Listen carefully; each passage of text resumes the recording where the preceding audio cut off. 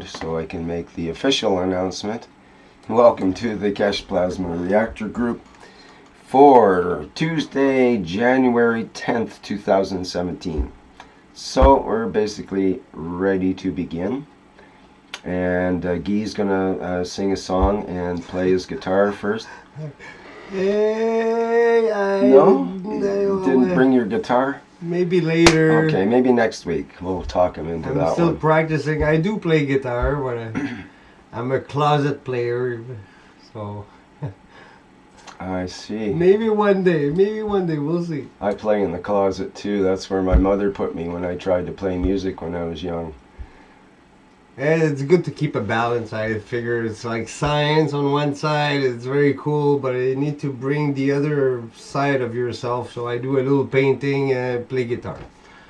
And Yes, he's the thing that I like to do. Known famously as Van Gogh, who paints Van Gogh, believe it or not. Yeah, I do. Who would have guessed? I do some paintings, yeah. Anyway, let's carry on here, and carry on is what we seem to be doing. Carrying on, as my mother used to say. Why is my mother coming up so much?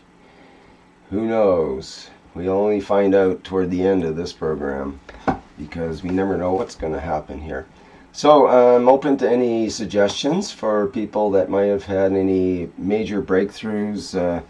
Maybe, let's say, levitation. That would be good, especially if it involved an actual, craft that you might have built in your garage that you've been holding back on until this very day that you want to reveal it. Or maybe that special reactor that just glows in the dark and you can't stop it yet. And maybe you need some help from us to tell you how you can tone it down and make it so it's, a little more easy to deal with and that kind of thing. I'm sort of shooting in the dark here, but I'm looking for some light.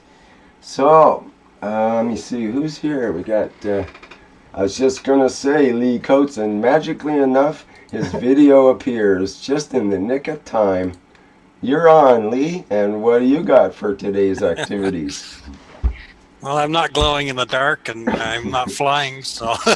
Well, that's somewhat surprising, considering you've got over, let me see, at least 6 or 7 dozen reactors at this time. Dozen, Yeah, well, maybe next week I'll show you them set in a circle of 18 and a circle of 12 and a circle of 6 or something. Yeah, it's time to round up them doggies and put them to work. That's kind of like rounding up cats. They're hard to put all together. Sorry, go ahead. I've been making health pens this week. So it's called a pain relief pen. Is that what I saw in there? I got plasma relief pen on it. Plasma relief. Okay, good. Oh, I didn't know whether there's a copyright on the other name or not, so I made up my own name. Yeah, I don't think there's a... I'm not sure if there's a copyright on Pain Pen or not. It's a nice name. Definitely not Keshe Pain Pen would be a copyright or whatever. It's mostly the Keshe name. But anyway, yeah, that's cool. Show us about that now. Those are the, what do you call it? Centrifuge tubes, right? Yes.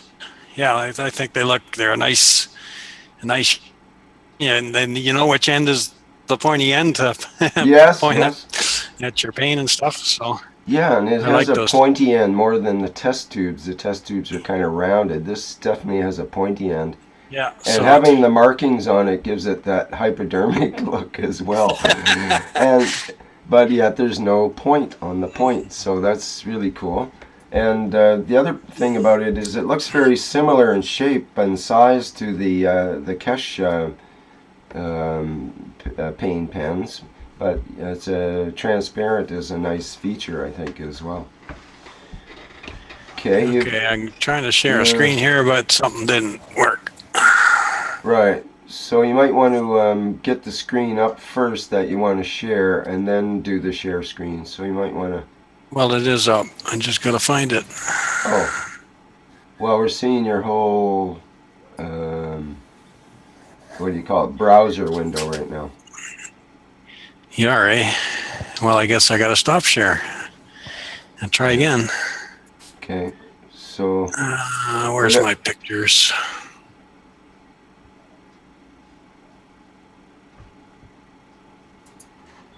I'm gonna take my video off. Actually, maybe if I put it on speaker view. Does that work when I talk? Does it switch over? No, it doesn't. Okay, so back to this. Well, that's strange. Can you not find your picture? Is that what's happening? Or? I can't find my pictures. So keeping pictures in the files is the same task like keeping your papers and books on the bookshelf. You have to remember which ways. Depends how many earthquakes hit your place, I guess.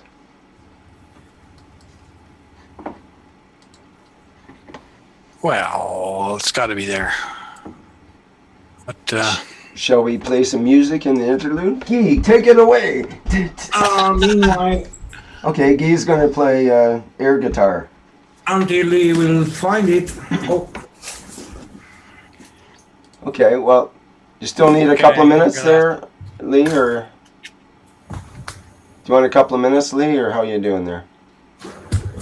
no, it's I got the picture window open here, the image viewer. Let me, I'm gonna just switch it over to Sandor. Maybe it's something to do with your window being open there, might interfere or something too, so... Sandor So wants to let's show us see, something. Just Sandor, it gets you on the screen. There we go.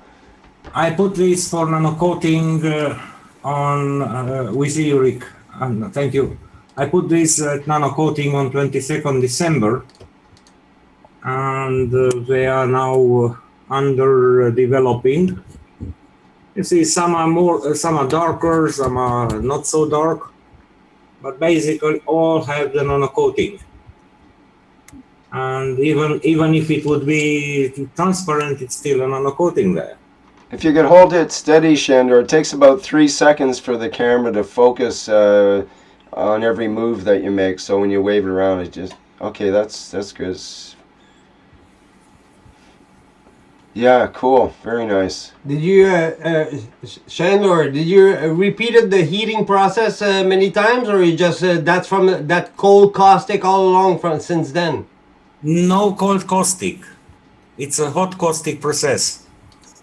Only So once at the beginning. Yes, I have the movie on my Facebook channel about that. Yeah. Now we see Lee's photos. There was that pulse there, if I recall. Okay, maybe we can get back to that in a minute, Sandor. Maybe we should go with Lee Coates' thing while it's up and running here. We have a good picture of a coil. Okay, what? Go ahead. I don't know why I think I'm showing my desktop. I don't know what I'm showing here. Fingers on a nano-coated coil right now with a Okay. triple end on it. Yeah, it looked like your under paint pen. your, we see your Plasma Zoom launch relief meeting and so on and so forth at the top. So Okay. it's a browser window, it looks like, but it's the Windows photo viewer is open in a window, but we see your browser in the background. So that doesn't Yeah, seem I right. think I'm showing the desktop. But anyway, this is the inside of my paint pens. Mm-hmm. So I got a double coil.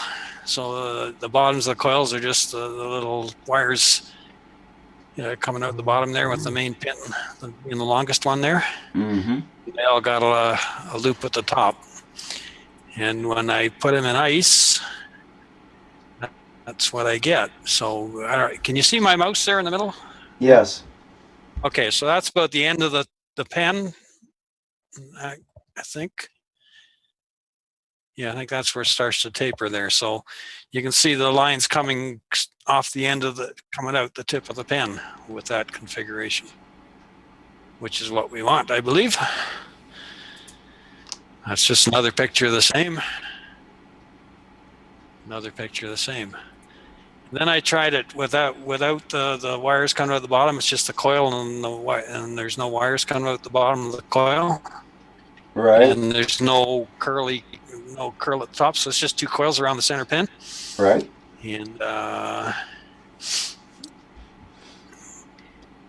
You can see lines of force coming off that. That one's maybe not, but it's sort of general along the whole pen. It's not as distinct coming off like the first time.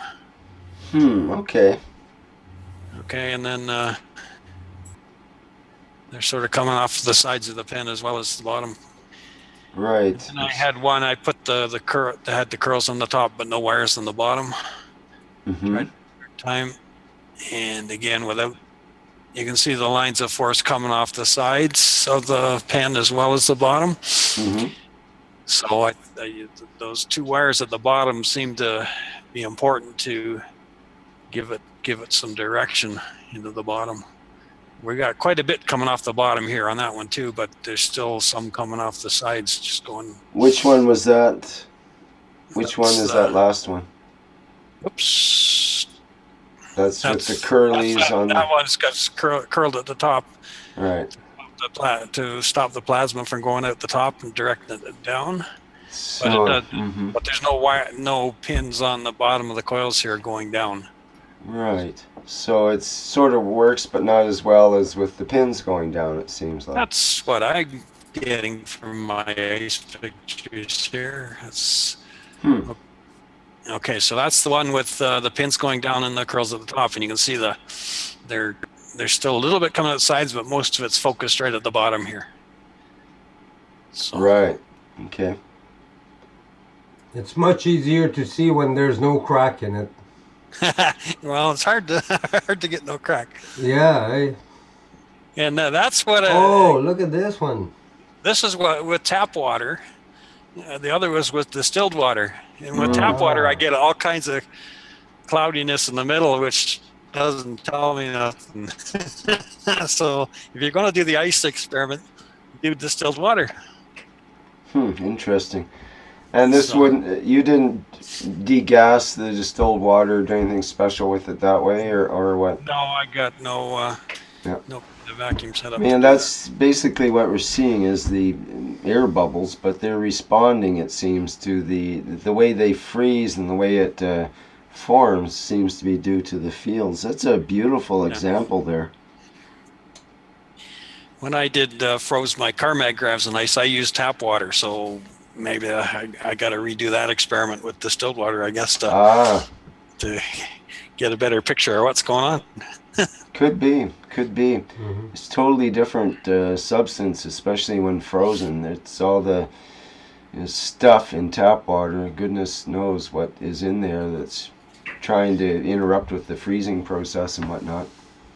Of course, maybe you're, who knows what's happening with a health pen in regular water as it's freezing. It's trying to heal the water in effect and make it, purifying it, and at the same time it's got all these different entities in it than distilled water. Interesting. Well, that's great, Lee. Thanks for that. Do you have more on that particular subject or other? Oh, that's it for that subject. Very nice. Any questions for Lee on that or comments about it?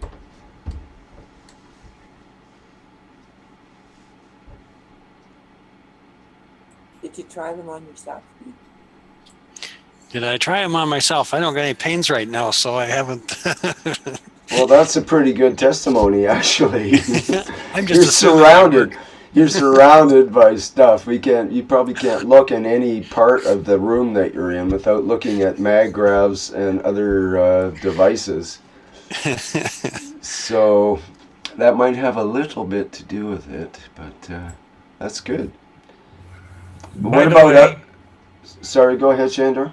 On the same subject, it was Virgil Brudaru from Romania who did such an experiment. This is the shape of his first coils, and this is how he got the ice above and at the bottom. So he placed in the freezer one glass of water at the bottom and one above the pen in the shape as it is shown here. It's interesting how you see what happened here. That's really interesting, yeah. Because Like mine like some standing waves or something like that. Yeah, like Faraday disc kind of in the plasma. So And it's not Remember? all. That's not all. Absolutely, yeah. So later he made simple coils. You see, this is the model. yeah, He made a comparative test with clockwise and counterclockwise wound coils, and he repeated a freeze test with these. So he marked which is clockwise, counterclockwise, or right hand and left hand screw. So he placed them both in the freezer, and he observed after this was frozen that the fields just got attracted one to the other. As you see here, the fields, I have to annotate to show you, to put an emphasis on that. Just a second.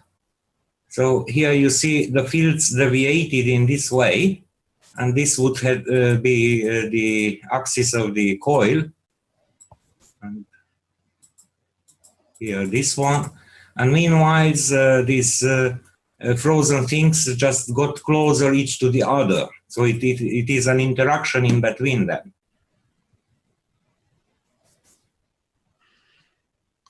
so maybe you get energy coming in from one pen and going out on the other one. So and regarding the shape of the coils, you see these were simple coils, no extensions, no loops. It looked like the one on the left had more hairs coming out of it from the test. Yes, I'll go back, but I show Okay. the coils, how they are made. Thank you. Simple way. And now for the numbers, those things, yeah, so one is, one coil is one direction, the other is other, so that may made some difference. It would be interesting to make these tests with the pen placed horizontally instead of vertically to reduce the influence of the gravitation of Earth. So this is That's a really good point, Sandor. I don't think I've seen it done horizontally, which is, you're absolutely right. It make a huge difference in the way the shape forms. So you could place, let's say, a box of water instead of a glass, and to place the pen somewhere here on the side, and you put it on a piece of plastic box or a paper box or whatever, and then you will see the fields in the frozen water somewhere here. Or perhaps immerse the entire pen inside, held by a string or something. All possible. That might risk breaking it, though. I don't know if that would happen. Just you have to consider, if you have a bigger volume of water, several liters, it may take several days to freeze it.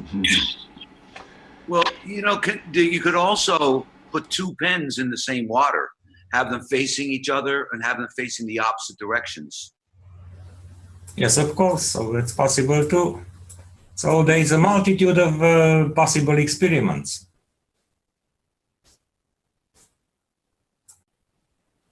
So now it's winter. It's freezing cold.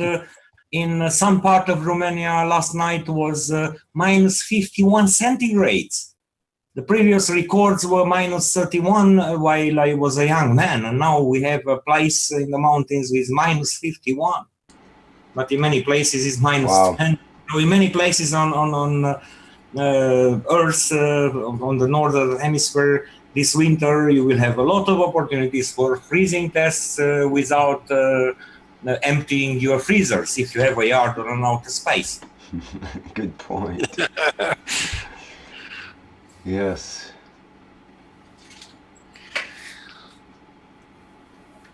Well, thank you, Sandor. Good You're welcome. description there. Guy had a question on the coils, whether they were coated, I think. Yeah, I was looking at the coils earlier. I just wanted to ask, there seems to be specially coated with something. Is it the CuO or There seems to have they were not black, they were kind of bluish in color. Mine had no gants on them. They're just straight Yeah, nano coating. yeah, you're right. Lee's, yours were pretty black and straightforward. I was asking about Sandor. Sandor showed a series of pictures. So this had only. So what I used, it was the. Oh the yeah, chicken these. mesh. It was the chicken mesh. Below the chicken mesh, I put sodium hydroxide and a little potassium hydroxide, and just I poured water, which says not it's a distilled water quality, several times ion exchange water. And it says the conductivity is below 20 microsieverts. What do you mean? It's like almost distilled water, like semi-distilled water, pseudo-distilled water? It's like in the promotions of UK, which have been banned several times, when they made the margarine and they called it soft butter. Okay. Because it was not proper name, so they had to change the name, so they said SB, soft like a butter. Just sounding good. So anyway, what's interesting, if I put my hand here, I wouldn't want to hold it for too long time. So now there are 100 coils pointing up. I'm just not bending my head over. I can really feel something strong coming out from here. It's like a laser. Yeah, well, I wonder maybe if what about for internal surgery, for example, that you might need that kind of beam type thing.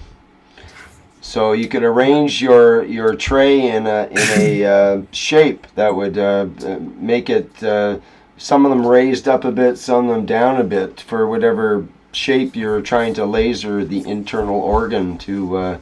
I'm not a surgeon, and I'm not the patient. I'm being so. But you're a scientist, Sandor. That will be the task of those involved in such kind of things. Yeah. Well, it's interesting. Look at that. So, he asked about the color. Well, I think you were talking about the other. Yeah, I was talking about the series of pictures you showed. In your computer there, you were showing a series of pictures where there was coils there. In pans, or what there seems to be describe it outside of, all the coil beside the little plastic container and everything. Yeah. But the coils. Yes. I have some of those too. Yeah, yours are quite black, aren't they? Yeah, Sandor? these are very black. But I was just wondering if you coat them with anything special like CO2. No, not at all. But you see, they are collecting some kind of bluish gas on them. Yeah, you're right. Yes, right. If they're exposed to air, they'll tend to do that. So I have no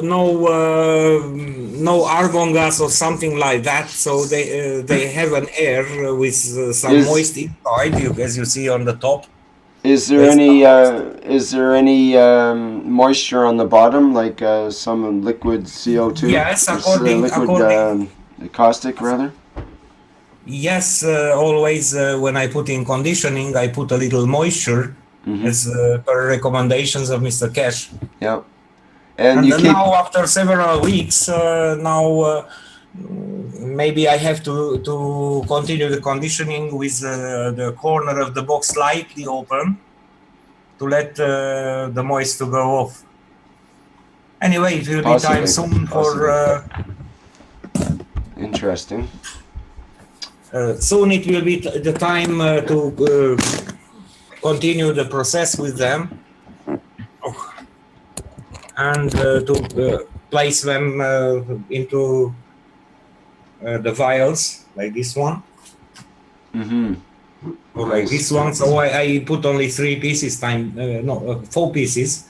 2 I made present to some people who have different paint, different kind of paint. Yeah, it's a nice package. Yeah, it's a standard centrifuge, conical centrifuge vial or tube. Is that the same? Practically not breakable. Is that the same as you have, Lee? Is that exact same one that you have, Lee?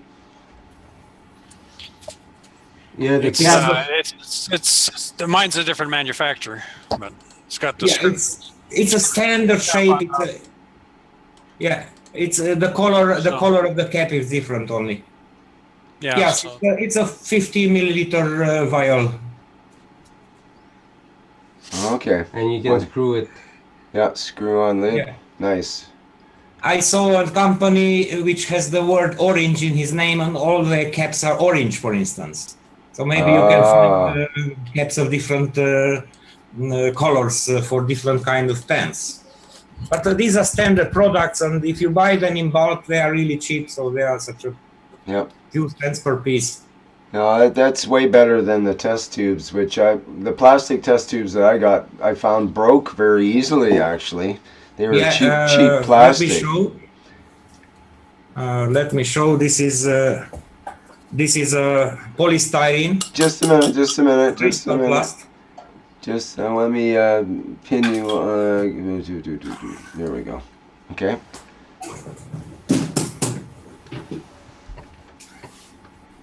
It sounded rather aggressive. So, okay, I thought you were going to show something there, Sandor. No? Yeah. I didn't know if you want to show also. What? No. No, I was just trying to get you you. see, there are such a test tubes which are made of polystyrene or crystal plast, and these are breakable. Yes, right. That's what I discovered. I thought they were going to be super tough. I just stepped on one and crushed it into many little pieces.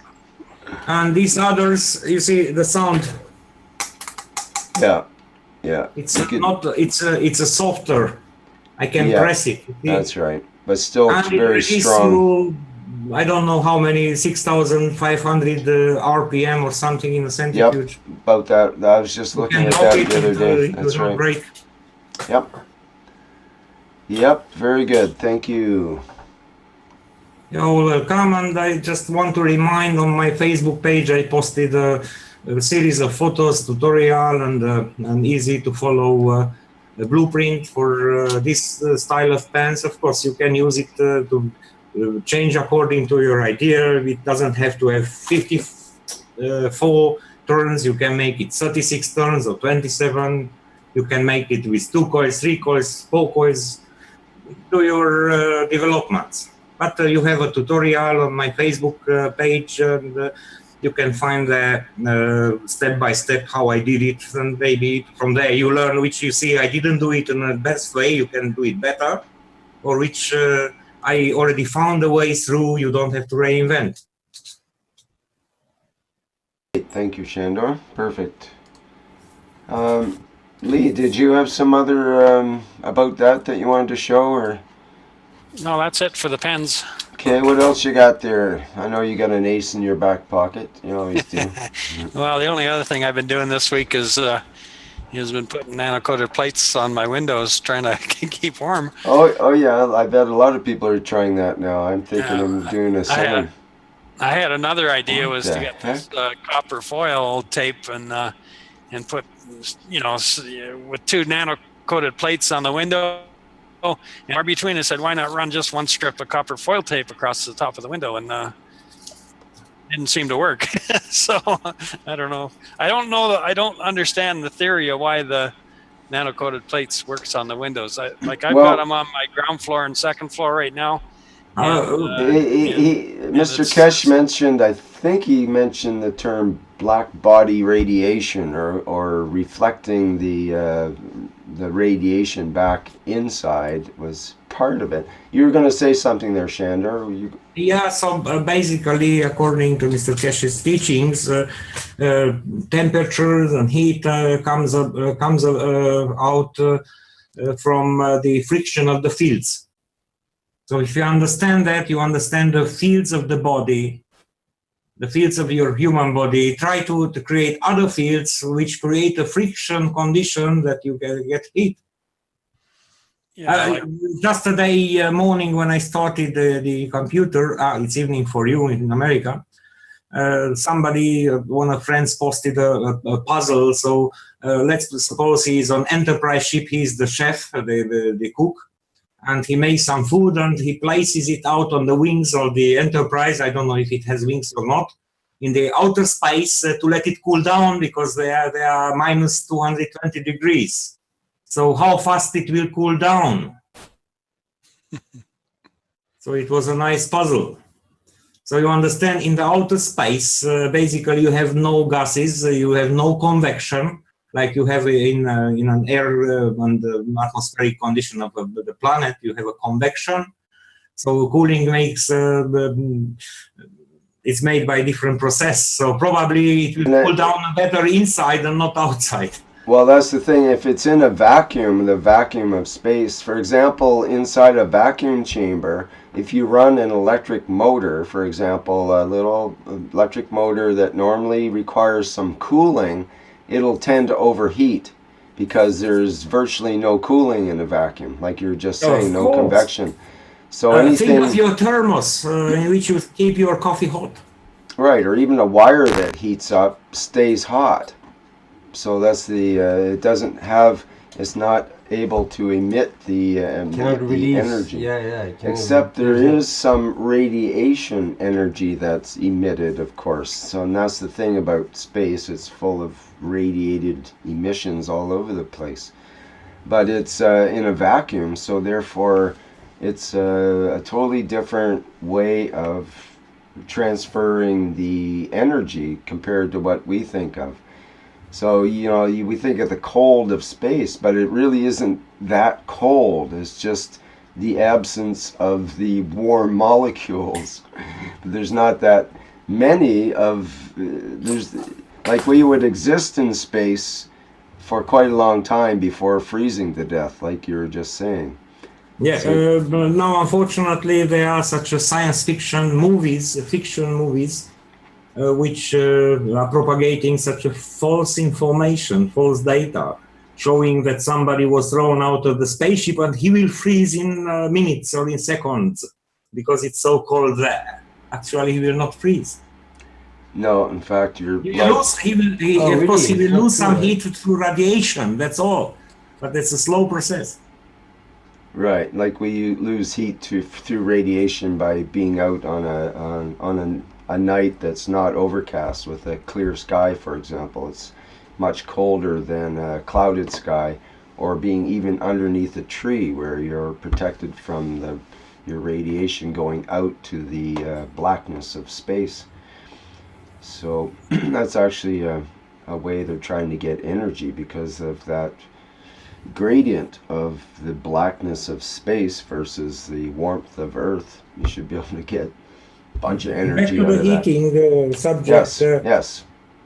Back to the heating subject. The idea of heating with plasma technology would be to create fields in the environment which will create friction with the fields of your own body in such a way that wherever you move in the room, you will have the optimum sensation of heat without heating up the walls with tens of kilowatts of power, which will be more savvy, more economical. You are muted, Rick. Yeah.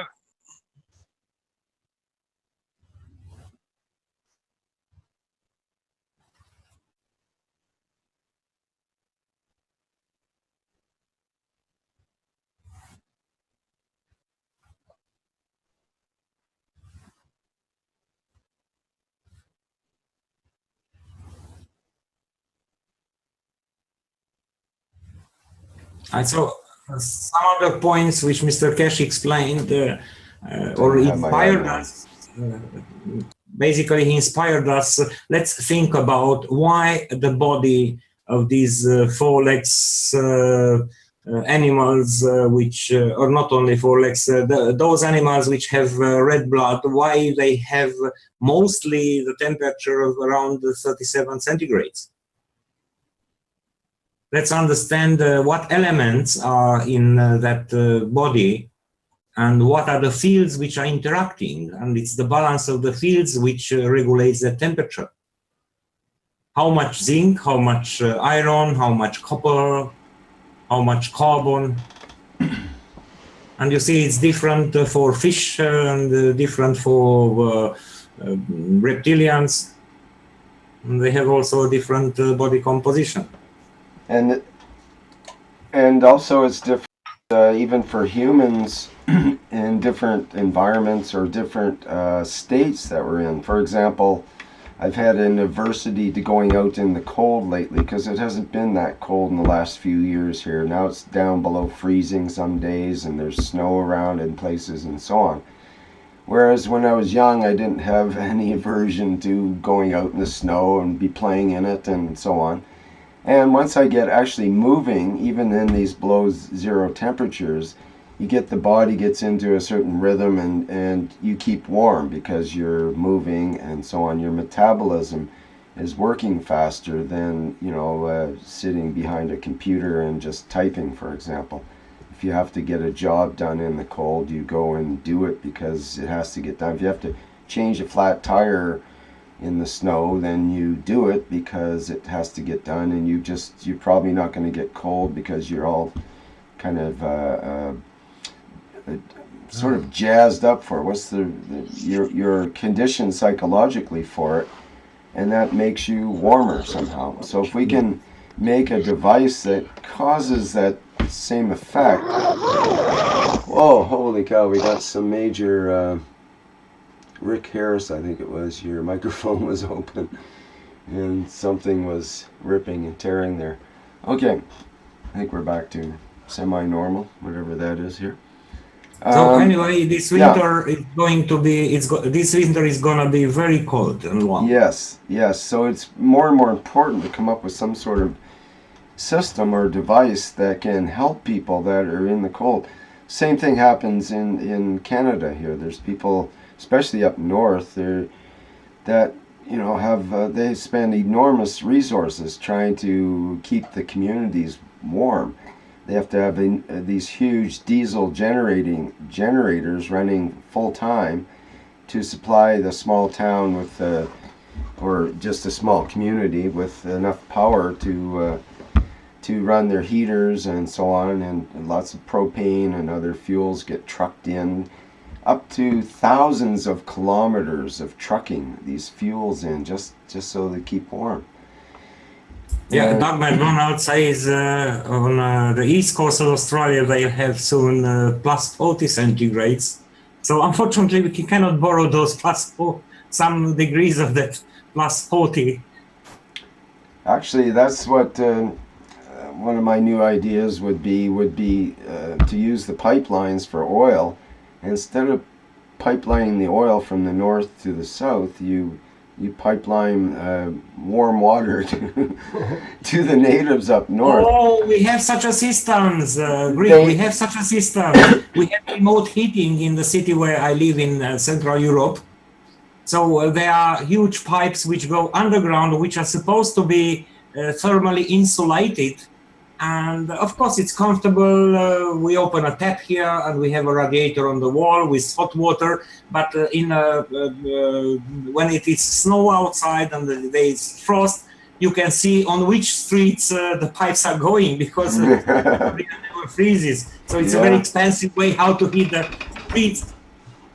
Yeah, it would be expensive to send hot water to the natives up north too, probably. But I mean, if you're building a $5 billion pipeline, why not make it for water instead of oil and save the planet instead of killing it? This is my point. And they need fresh water up north. If they got fresh hot water, they could heat with it and then drink it. Kind of a win-win situation. I think that if I was a pipeline builder, they would probably be willing to pay for more for that than for the oil at the other end, because they're not going to have a use for the oil pretty soon the way things are going. So make two pipelines in the same process, and the machines will be staying in the same place, so there will be a lot of savings. One for water and the other for the oil. Unfortunately, the oil would probably end up contaminating the water, so it's not going to be a win-win situation there. But I'm wondering if it is possible to decontaminate an oil pipeline such that you could actually use potable water inside of it. Because that way, if the pipeline builders get their way, they can build a pipeline, but they just have to use it for water instead of oil. It's a win-win situation. No one ever said the pipelines are for the oil companies, really. It's the pipelines are for the pipeline companies. They're the ones that make the money off of it. They're the ones that charge the fees, the leasing, and all of that, and it's straight down the line. They're the ones that create all the jobs. The other jobs are minimal compared to Let's the don't pipeline. forget the biggest part of the oil is not used as fuel, and it is used for chemical industry. So you Right. have so many plastic pieces in your house, all are made of that oil. You have the frame of your computer, you have the mobile phone, maybe the top of the desk, etc. Those are. Yep, the new frames are aluminum actually, but again, aluminum is actually very high intensive energy substance, which I think we should take advantage of in the Keshe Foundation actually. Think about it. This is an idea that's come up recently, is aluminum. Let me get a piece of right back there. Illustrate my point that I would like to make.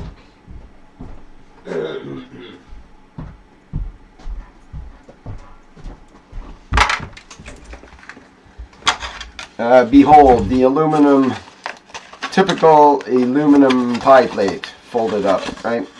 Fried rice was in this. Okay, so you get your fried rice, you eat your fried rice, and normally the aluminum pie plate, it's crumpled up and chucked in the trash or whatever. It's actually, I don't think they even take it in recycling. They only take steel, and you'd have to take it to a special recycling center even to get rid of it if you wanted to. So here's aluminum. Aluminum is actually a very special substance. It's never found in nature looking like this. It's always found as aluminum oxide. Why? Because it always oxidizes. Even this is oxidized, even though it looks shiny. But it gets a thin film of oxidation on it, and that's what makes it look shiny, but it's actually oxidized, and it protects the surface of aluminum. So the point being is, this is a very, very high, intense energy material to make. You take your oxide and they have the process. Huge process, takes a lot of electricity. They have to, really heat things up in these huge industrial processes. Very electricity intensive. The only reason that we have things so cheap as aluminum is because everybody has paid for the cheap electricity. In fact, they get the electricity for either nothing or next to nothing. In fact, we probably end up paying them to produce the aluminum, for the electricity to produce the aluminum. Instead of them paying 10 cents a kilowatt hour, we pay them 10 cents a kilowatt hour as the population through our taxes and so on, because that's the way it is. They laid the law down. A lot of the hydroelectric dams were made just for the aluminum smelting facilities, so that they could make aluminum, and they would get they would be the first ones that get the electricity for nothing, because they built the dam and charged us for it and whatnot. So anyway, my point being is that we can use this energy intensive material. They've nicely for us already created something that just combining it with caustic makes hydrogen. Well, that's kind of cute. I mean, they talk about hydrogen for fuel and hydrogen for this and that and hydrogen for our reactors and whatnot. Well, this is the perfect fuel, in a way, the perfect fuel making device. I mean, there are vehicles that run off of aluminum. There's you can actually put this in caustic, create enough aluminum and enough caustic, then you create enough hydrogen to actually run a motor off of. So this is my point. There's aluminum all over the place. There's the tin foil we use in cooking. There's various aluminum, even big chunks of aluminum can be used, but it breaks down very slowly. The bigger the chunk, the slower it breaks down, and the more surface area, the faster the caustic takes the oxide off. In fact, even if you were to take some of this and put it in caustic, it takes time for it to remove that oxide layer and start eating into the aluminum to actually create the hydrogen, which is the interaction with the OH of the sodium hydroxide. So maybe it's better if you rip it, so make it fresh, little. If you make it into, especially with tin foil, this is a lot heavier than tin foil. If you take the tin foil and make it a little square and put it in, make it into a tiny little ball, like the kids do when they want to blow up the soda water bottles. Yeah. No, when they blow up, they blow them up by putting little balls of tin foil into sodium hydroxide, and you put the cap on the bottle real fast and throw it, and boom, it blows up with hydroxide all over the place. Not very clever, I think, but anyway, this is how much pressure it can build very rapidly once those little balls, once it starts eating into the little ball, because the ball works because it becomes super hot inside the middle of the ball as it's working into it, and that enables, there's Sandor or some kind of working demonstration. That's so many people say tinfoil because of historical purposes or historical reasons, but you have to know that once upon a time we had real tinfoil for food packing and not aluminum. This is tinfoil. It has a different sound. Foil, the real McCoy, as they say. So this is food packing. It is chocolate packing from Russia. They never use aluminum for packing food. Well, that's pretty smart. They used to use tin as the lining for cans, so that's why they had tin cans. Was this to prevent the food spoilage? Yeah, very different. So this is real tin. Huh. Neat. Well, you know, tin oxide has very, very special properties that perhaps that tin foil could be used. What have you tried using hydroxide on it to see what happens to it? Or? Not yet. I used some bits for making tin GaNs instead of using the tin wire, which is used recently for soldering water pipes. You know, those lead-free tin alloys for soldering. Yeah, it's usually... It breaks apart very quickly, even in solution. It gets thin and... I see. It's hard to filter it out later. Yeah, no doubt. But anyway, I hold it for such experiment purposes, so... Interesting. So is that available? I don't buy it every day. We have in the city such a Russian delicatessen shop, and sometimes I buy a chocolate from there, and I have a tin. I wonder if they get it. I wonder if they can get it in different thicknesses, or is it just the one size? This is a standard, very thin one. Right. Yep. Interesting. Hi, Sandor. Did you say that you made tin GaNs with that? Yes. Unfortunately, I wasn't able to filter out the grayish bits because after a while, all these thin foils broken down to small bits. Because it's very, very thin. It's, I don't know how many microns. It's maybe like, how to say, 20 microns or something like that. It's a very thin one. Or 200 microns, I can't judge by fingers. I tried to make tin GaNs. Yeah. I don't know how, I tried to find the tin from a very old tin that was from the 30s. You can get a soldering wire, which is lead-free soldering wire for copper pipes for water installation.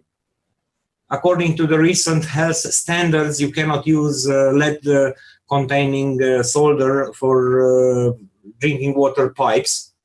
So that is usually 97% of pure tin, and it has maybe a little copper or silver inside. I think silver. One I saw had the 5% antimony in it.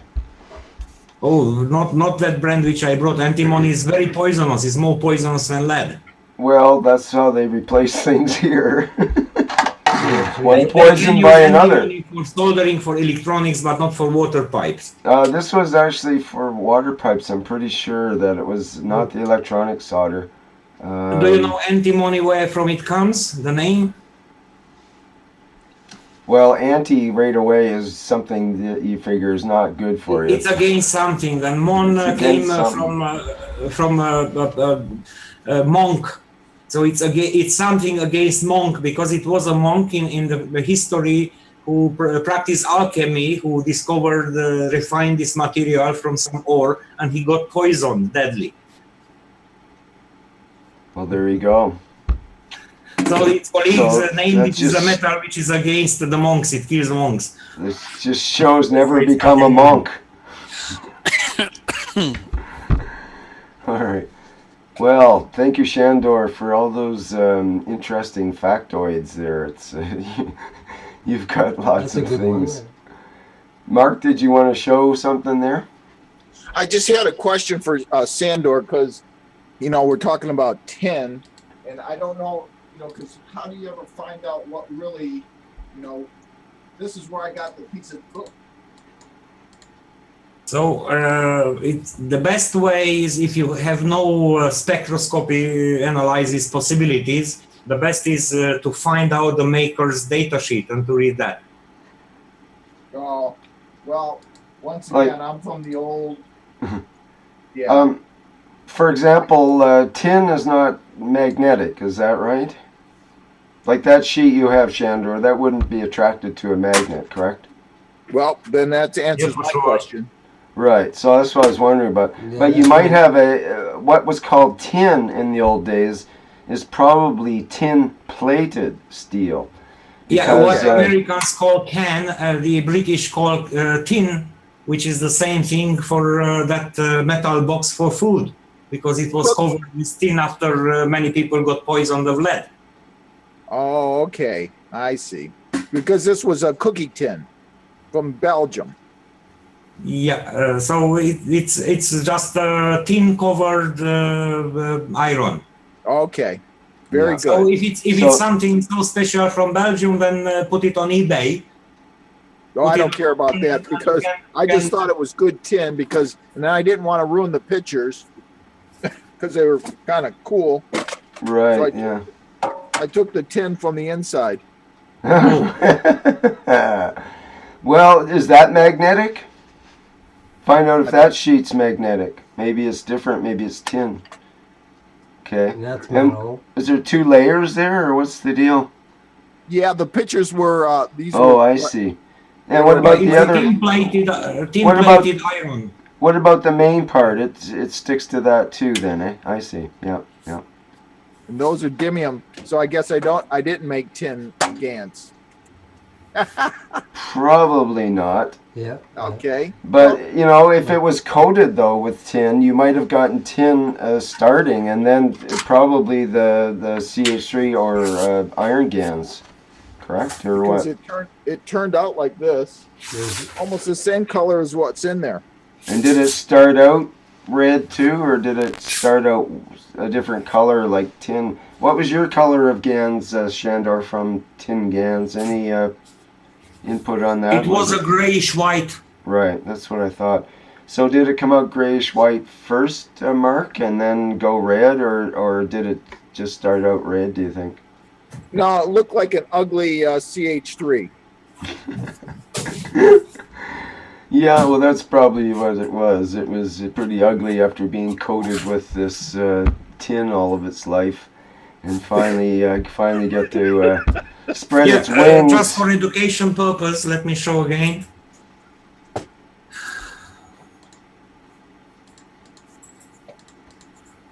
And I just got to get it on the screen here. There we go. Just a second. I spotlight again. There we go. Yep. I don't know how it's focusing or not. More not Really? than focusing. Not much.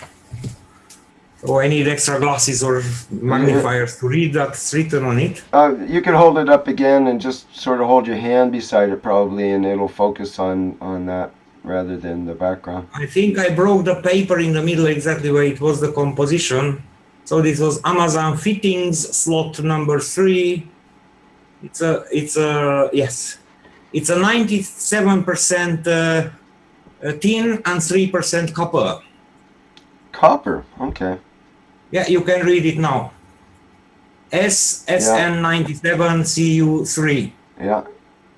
Huh. DIN EN ISO standard 9453. Interesting. This Yeah. tin Nice. for this is a tin alloy with 3% copper. This is for soldering water pipes. Yeah, that's interesting. So for soldering something like this for drinking water. And this is another thing. So this is an old antique piece. You cannot buy it so easily now because now we have this Aero HS directive. And now this is a soldering tin which contains more than 30% lead. You see its color. It's grayish.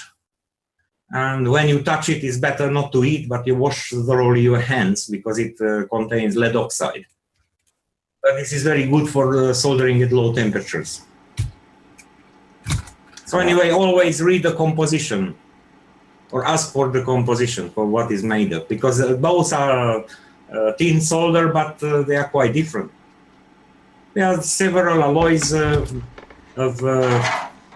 lead-free things, which some are alloyed with copper, some with silver.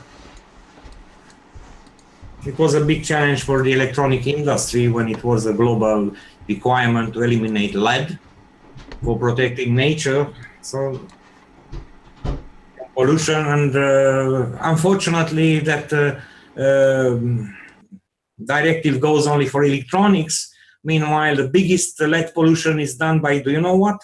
They are the small weights for balancing the wheels of the cars, which are usually made of lead. And there are hundreds of tons per year in each country which are just lost on the roads. Yep, that's right. Lots of lead there, by golly. And also birdshot's pretty good too. A lot of tons of ammunition gone to birds, and they're trying to go now to steel shot and other types of shot to keep the birds from eating the little lead pellets and getting them. That's fashion in Italy. By the way, for the fishing weights, now recently I found in the shop not lead but bismuth. Yes, the bismuth is sometimes used in soldering as well, apparently. So interesting, yeah, it's an interesting element. I like bismuth. Bismuth seems to be relatively human friendly. See, relatively. This is Shripad. Hi, how you doing? Hi, fine. I just had a quick question, maybe an open one, in regards to GANs, because we are on the similar topic right now. And basically, when we made lead GANs by using nano-coated copper and lead, what did we exactly end up making? Because the difference is pretty large. If we consider the lead, it's 207, and the copper nano-coated is 59. And so what did we exactly end up making? It's a good question. So what is the difference exactly? 98?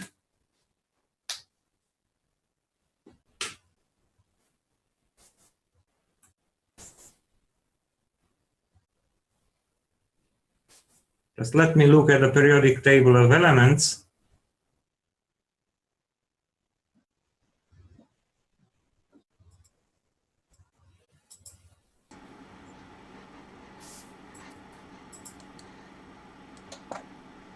As far as I understood from Shipad's description, So the difference is 148. So, 148, yes. Yeah. So plus minus 20%, which goes into that range. The fudge It's, factor. it's very interesting because our known elements go up to 102.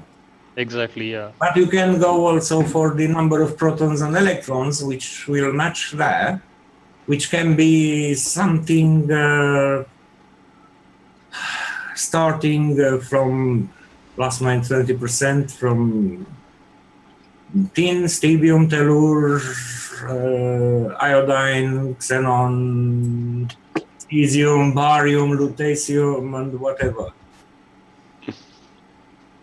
And lanthanides, sorry, it's such as samarium, praseodymium, europium, gadolinium, rare earth elements like lanthanoids. Yeah. Fit into that range. Now the Right. question is what fields you have available in the environment which it can absorb. Right, exactly, because that's where what will dictate what we will end up gathering. So if we are in the standard NaCl plus nanocoated copper with say a distilled water. Something like neodymium, praseodymium, promethium, samarium. Those are around that. Helium. Wow. So what exactly did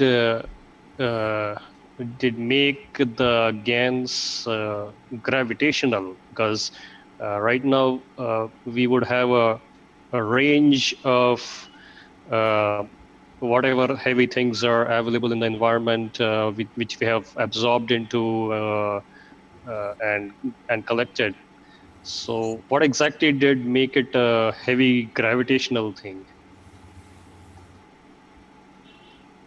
So it's the weight of the elements.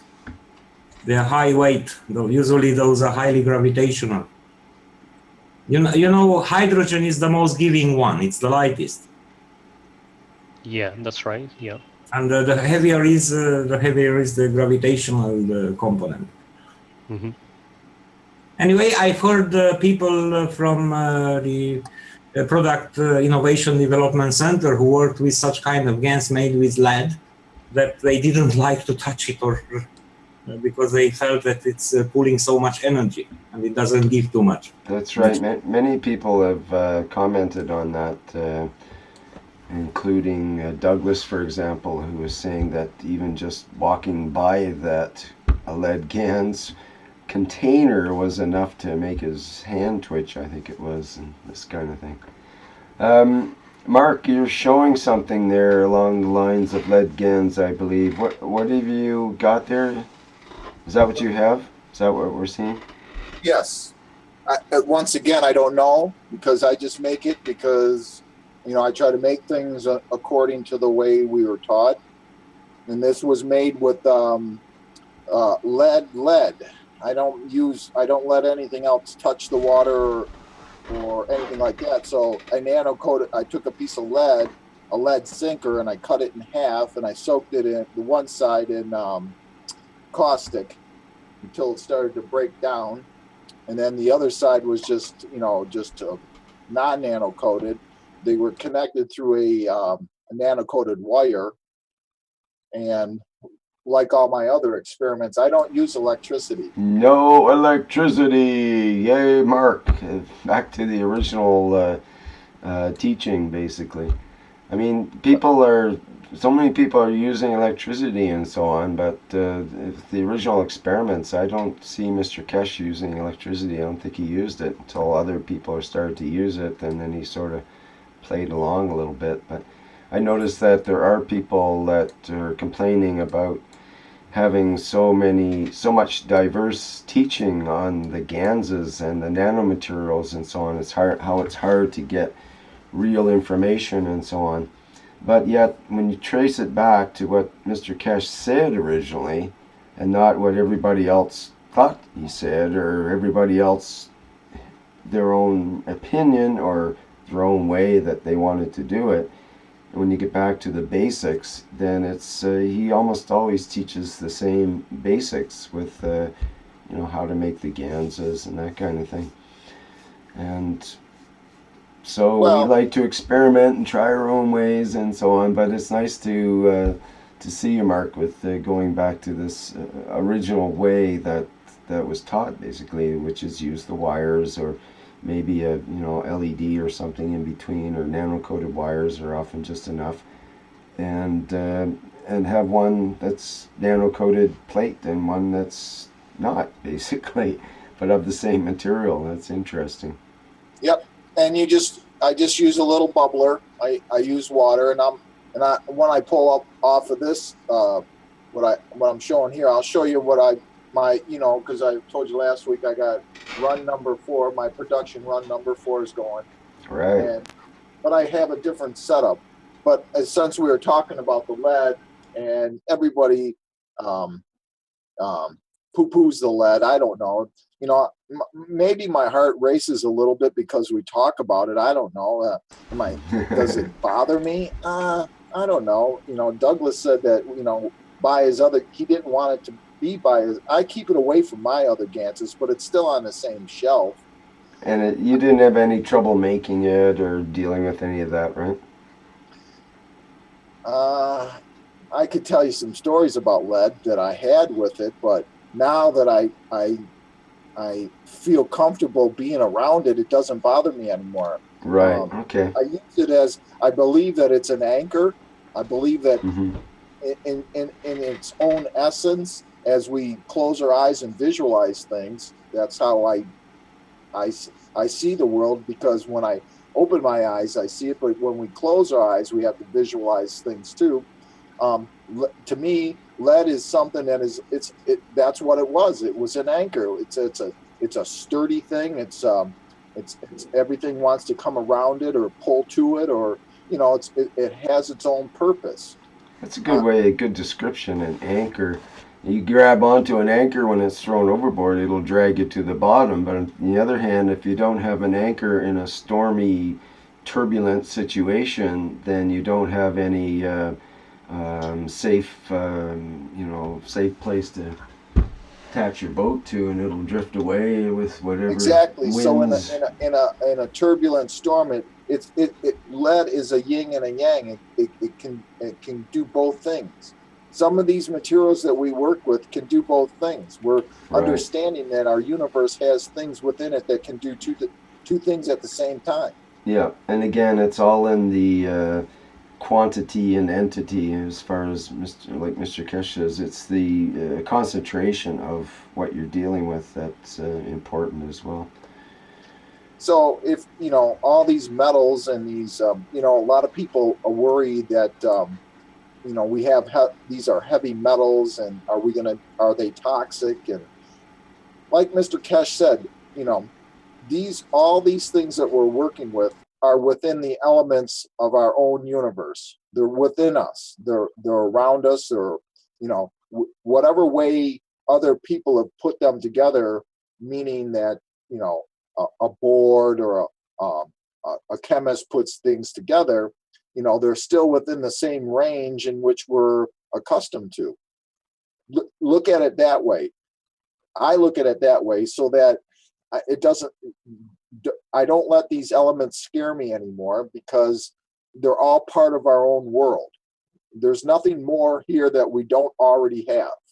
We're not creating anything more that's already here. We're just trying to use what we already have, and try to use them to the best of our ability. What ability we have, that's the biggest question. Is we're trying to reach out past what we see, feel, touch, smell, our senses. Do we move beyond our senses? I think that's what we're trying to achieve here, is to move to a next sense of our ability. We feel that our ability is ready to move on to the next thing. We know what sugar and salt and lemon and the scent of certain things smell like, but we're accustomed to that already. I think this technology helps us to move to the next one more step to the next step, if that makes sense. So with the lead, I just want It's used in specific reasons for specific applications. Mm-hmm. You know, Yeah. so let's not be scared with it. That was my point. Yep, I agree. Generally speaking, it's not You know, too don't get your scary. hand it and drink it tomorrow or whatever. But you Yeah, know, you got to realize the GANs of the lead might be more, well, in fact, will be more potent than the actual element lead itself. So we have to handle it with more care and respect in that sense. I mean, there's lead around us all the time. They used to use lead sheeting for all kinds of things, and there's lead in car batteries. There's two big lead terminals sticking up in every single car battery, and people handle the lead terminals that go on the car batteries and so on. It's all part of it's not absorbed necessarily that much through the skin. It's absorbed much more readily through foods that have the lead ions in them, or air that has lead Lead fumes, which nanoparticles, is lead an issue for fumes. those who are working in a battery factory. Yes, I exactly. had a life experience where I constructed such a lead stationary batteries with huge electrodes, and we had to weld them together with lead. So anyway, we had the rules of work, labor safety and health. So not to inhale, to drink some milk, etc., and to wash our hands and to use protective gloves.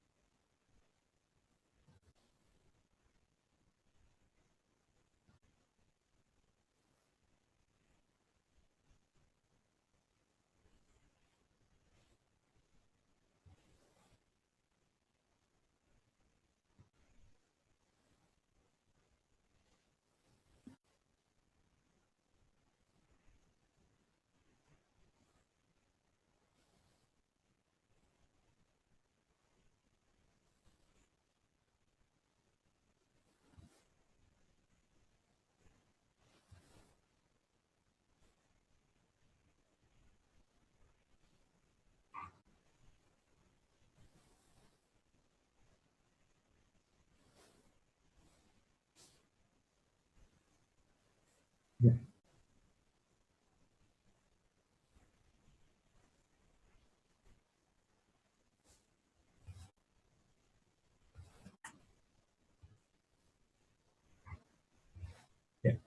In the early 90s, I was Just surprised that realized the my new. sorry. Just a minute, Sean. So I Sorry. apologize to the live stream. I didn't have my live stream microphone open during that little Oh, dialogue there, unfortunately. So Yeah, anyway, we're talking about the particulates also,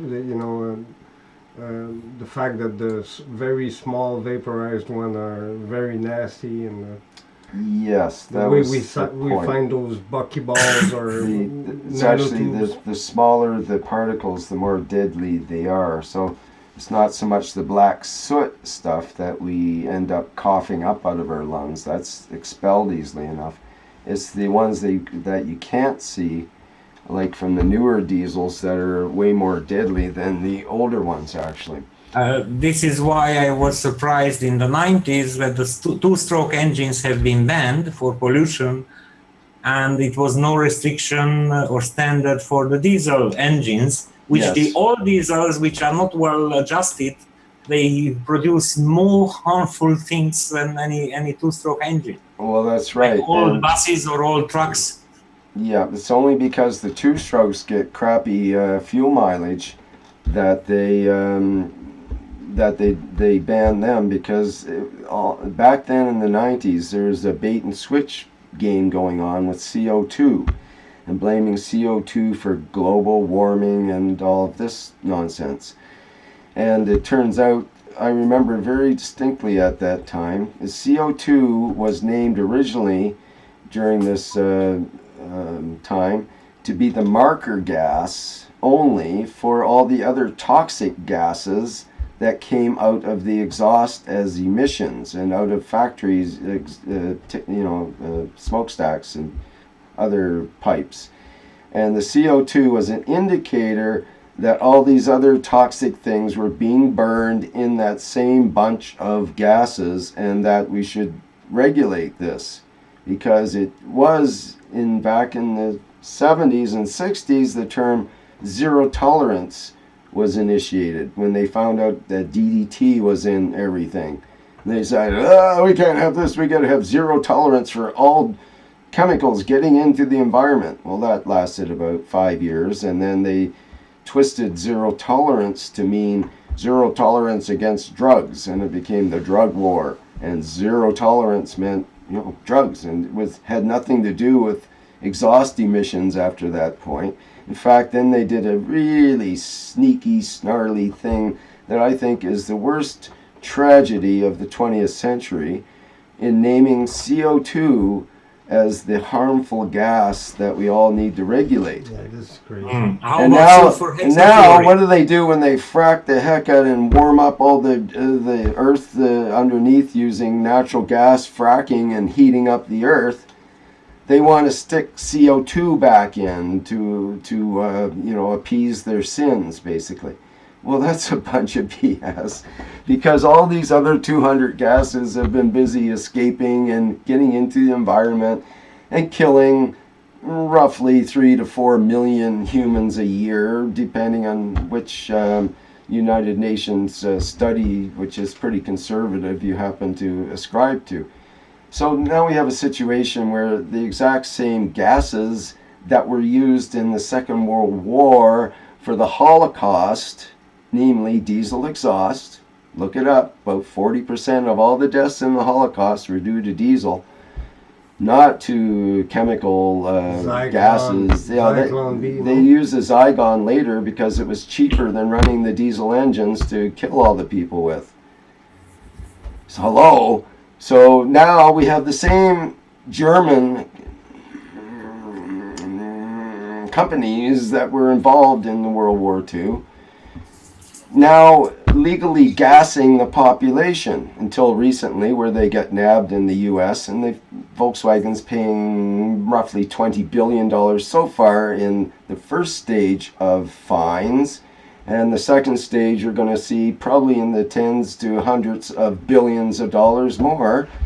Well, when people find out the actual health effects and how many people have died and so on due to their cheating on the emissions exams, and due to their cover-up of that cheating, and due to one particular executive who was just arrested 2 days ago in the top executive for Volkswagen in North America, their main spokesman, has now been arrested by the FBI and charged with fraud against the U.S. government.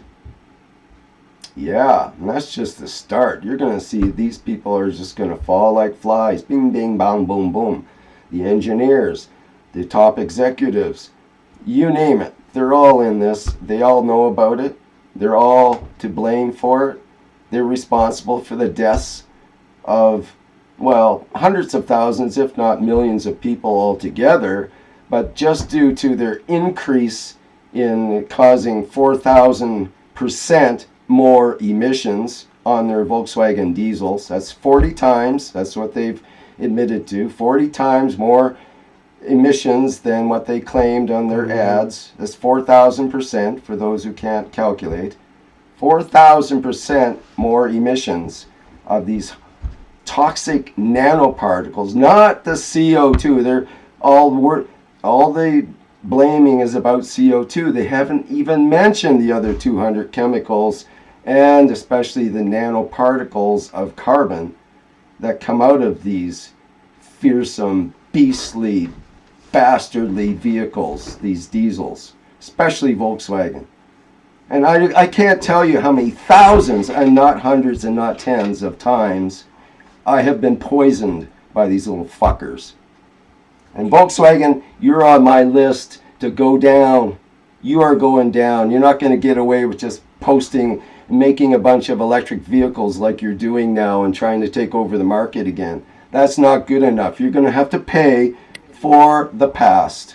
And that's, I'm going to make sure that's going to happen. Hitler's revenge, isn't that the Pardon name? me? Say it again?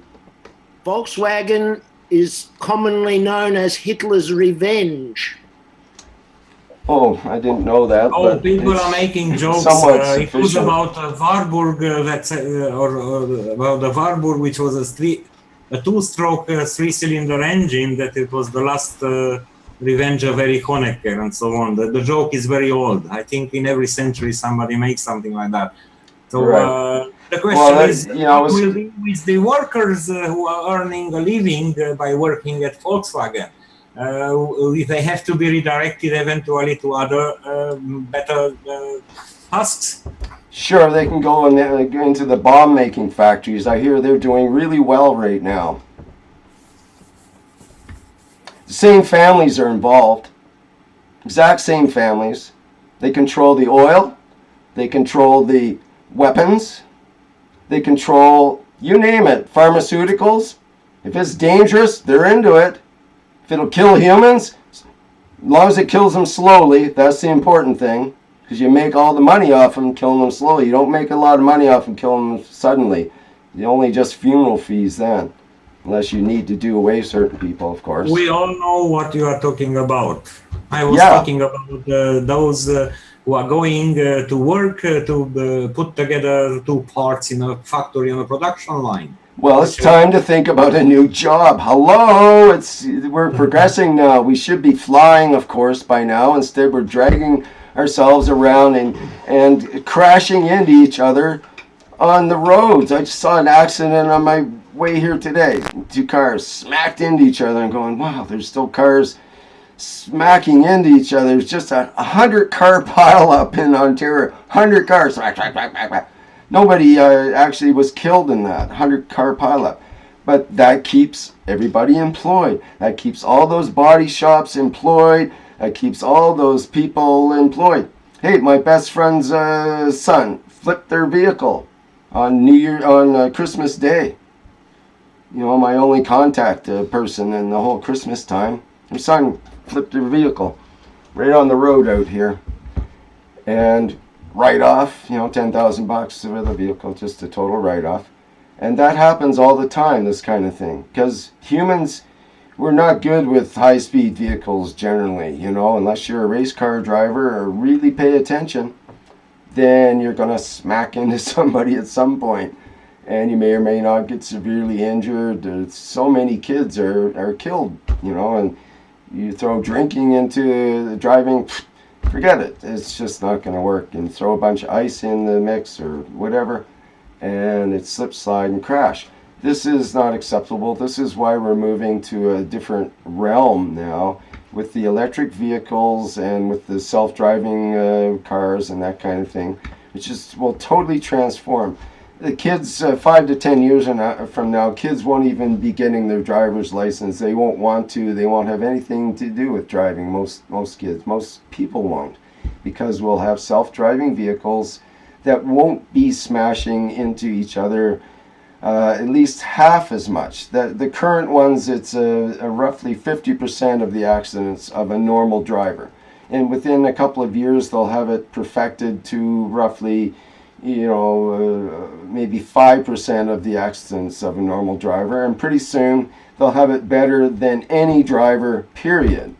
Because they have the sensors that can see into the woods and tell if a deer is out there. They can see the 5 cars ahead on the road and tell us something stopped in the middle of the road and sends off the beepers and starts the car to slow down and so on.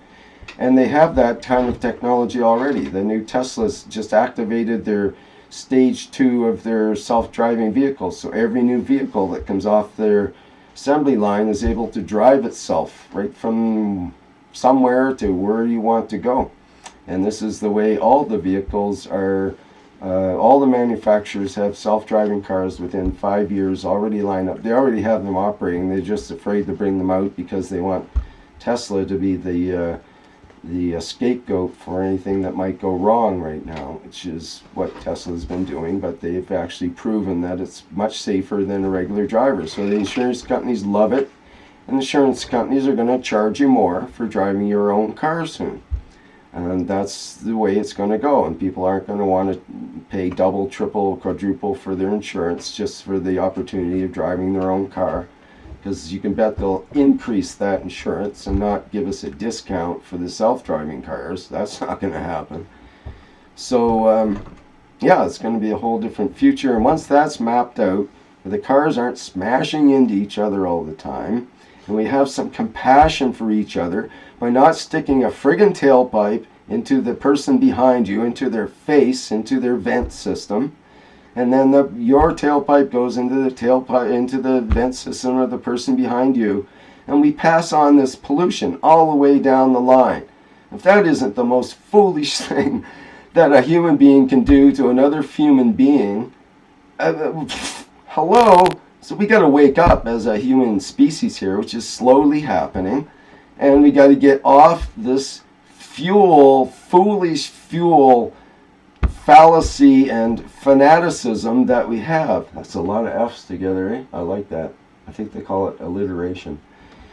And, we just got to stop, basically, and that's the way it's going to be. It's one way or another, and it's the only way forward. Look at what's happened to China. They've just woken up recently.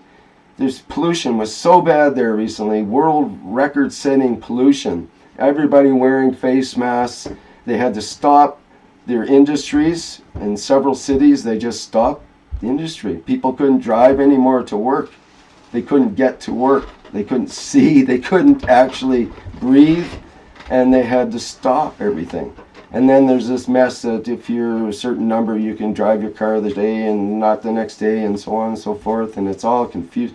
The traffic is all snarled up and completely messed up because of all this. And it's a real major issue that's hitting them in the pocketbook. And now they've gone through major laws to make sure that that they're moving to alternative energy in these cities. And some of them, you'll see the major cities of the world just got together to completely ban diesel from the cities by 2025, and some of them by 2020. These are major cities of the world: Paris, Madrid, I think, London, Mexico City, and London, I think, yeah. And all with really heavy smog problems and so on. This is this is what's coming down the pike, and so it's a whole different world. So once the cars stop smashing into each other and polluting each other, then we can go vertical, and then we can start moving in a three-dimensional space with this Keshe type technology without smashing into each other and without polluting the skies like crazy, which would be the way we do it now. If you give humans a chance, they'd be in little helicopters, and we'd have two-stroke helicopters polluting each other tailpipe to tailpipe as we go in formation to work. This is not correct. So that incorrect thinking needs to be solved in a productive manner. And it won't come just through people like me screaming at the oil companies, which I've been doing for 20, 30, 40 years or whatever, but screaming doesn't help, of course. But now that they get it in the pocketbook, now that they have, Volkswagen is basically, might collapse the company. They've got a lot of money in the bank, but it's definitely made their whole, that whole family is now shamed. They're shamed. They've caused this major kerfuffle, and it's basically taken down the entire auto industry, as they find other manufacturers have also cheated on their exams, because of course Volkswagen's trying to turn them in to show, well, look, they did it and they did it too. And it's like, okay, now the name and blame game's going on. Now they're going to all blame each other, and the trucks are right there. And with it, I saw this 10 years ago with the trucking industry. As soon as the government gave the trucking industry free reign over, you do your own tests and let us know how it goes. Yeah, they actually did that. Well, gee, it went really well. Yep, went well this year too. Even better this year. But it didn't. They were cheating on their exams too. Did they get nailed with it? Oh, not really. We'll just sort of change the regulations a bit and allow it to go backwards, and bingo, you're right in the sweet zone. Right. Okay, how many kids have died since then? How many kids have asthma? How many kids are, not just kids, it's old people who are dying. Because if you accumulate these little toxins for many, many years, they build up in the various organs of the body. That's the whole thing about what makes these nanoparticles so deadly. In particular, the form of carbon is a carbon nanotube. Not there's other forms of carbon that are actually beneficial in the body.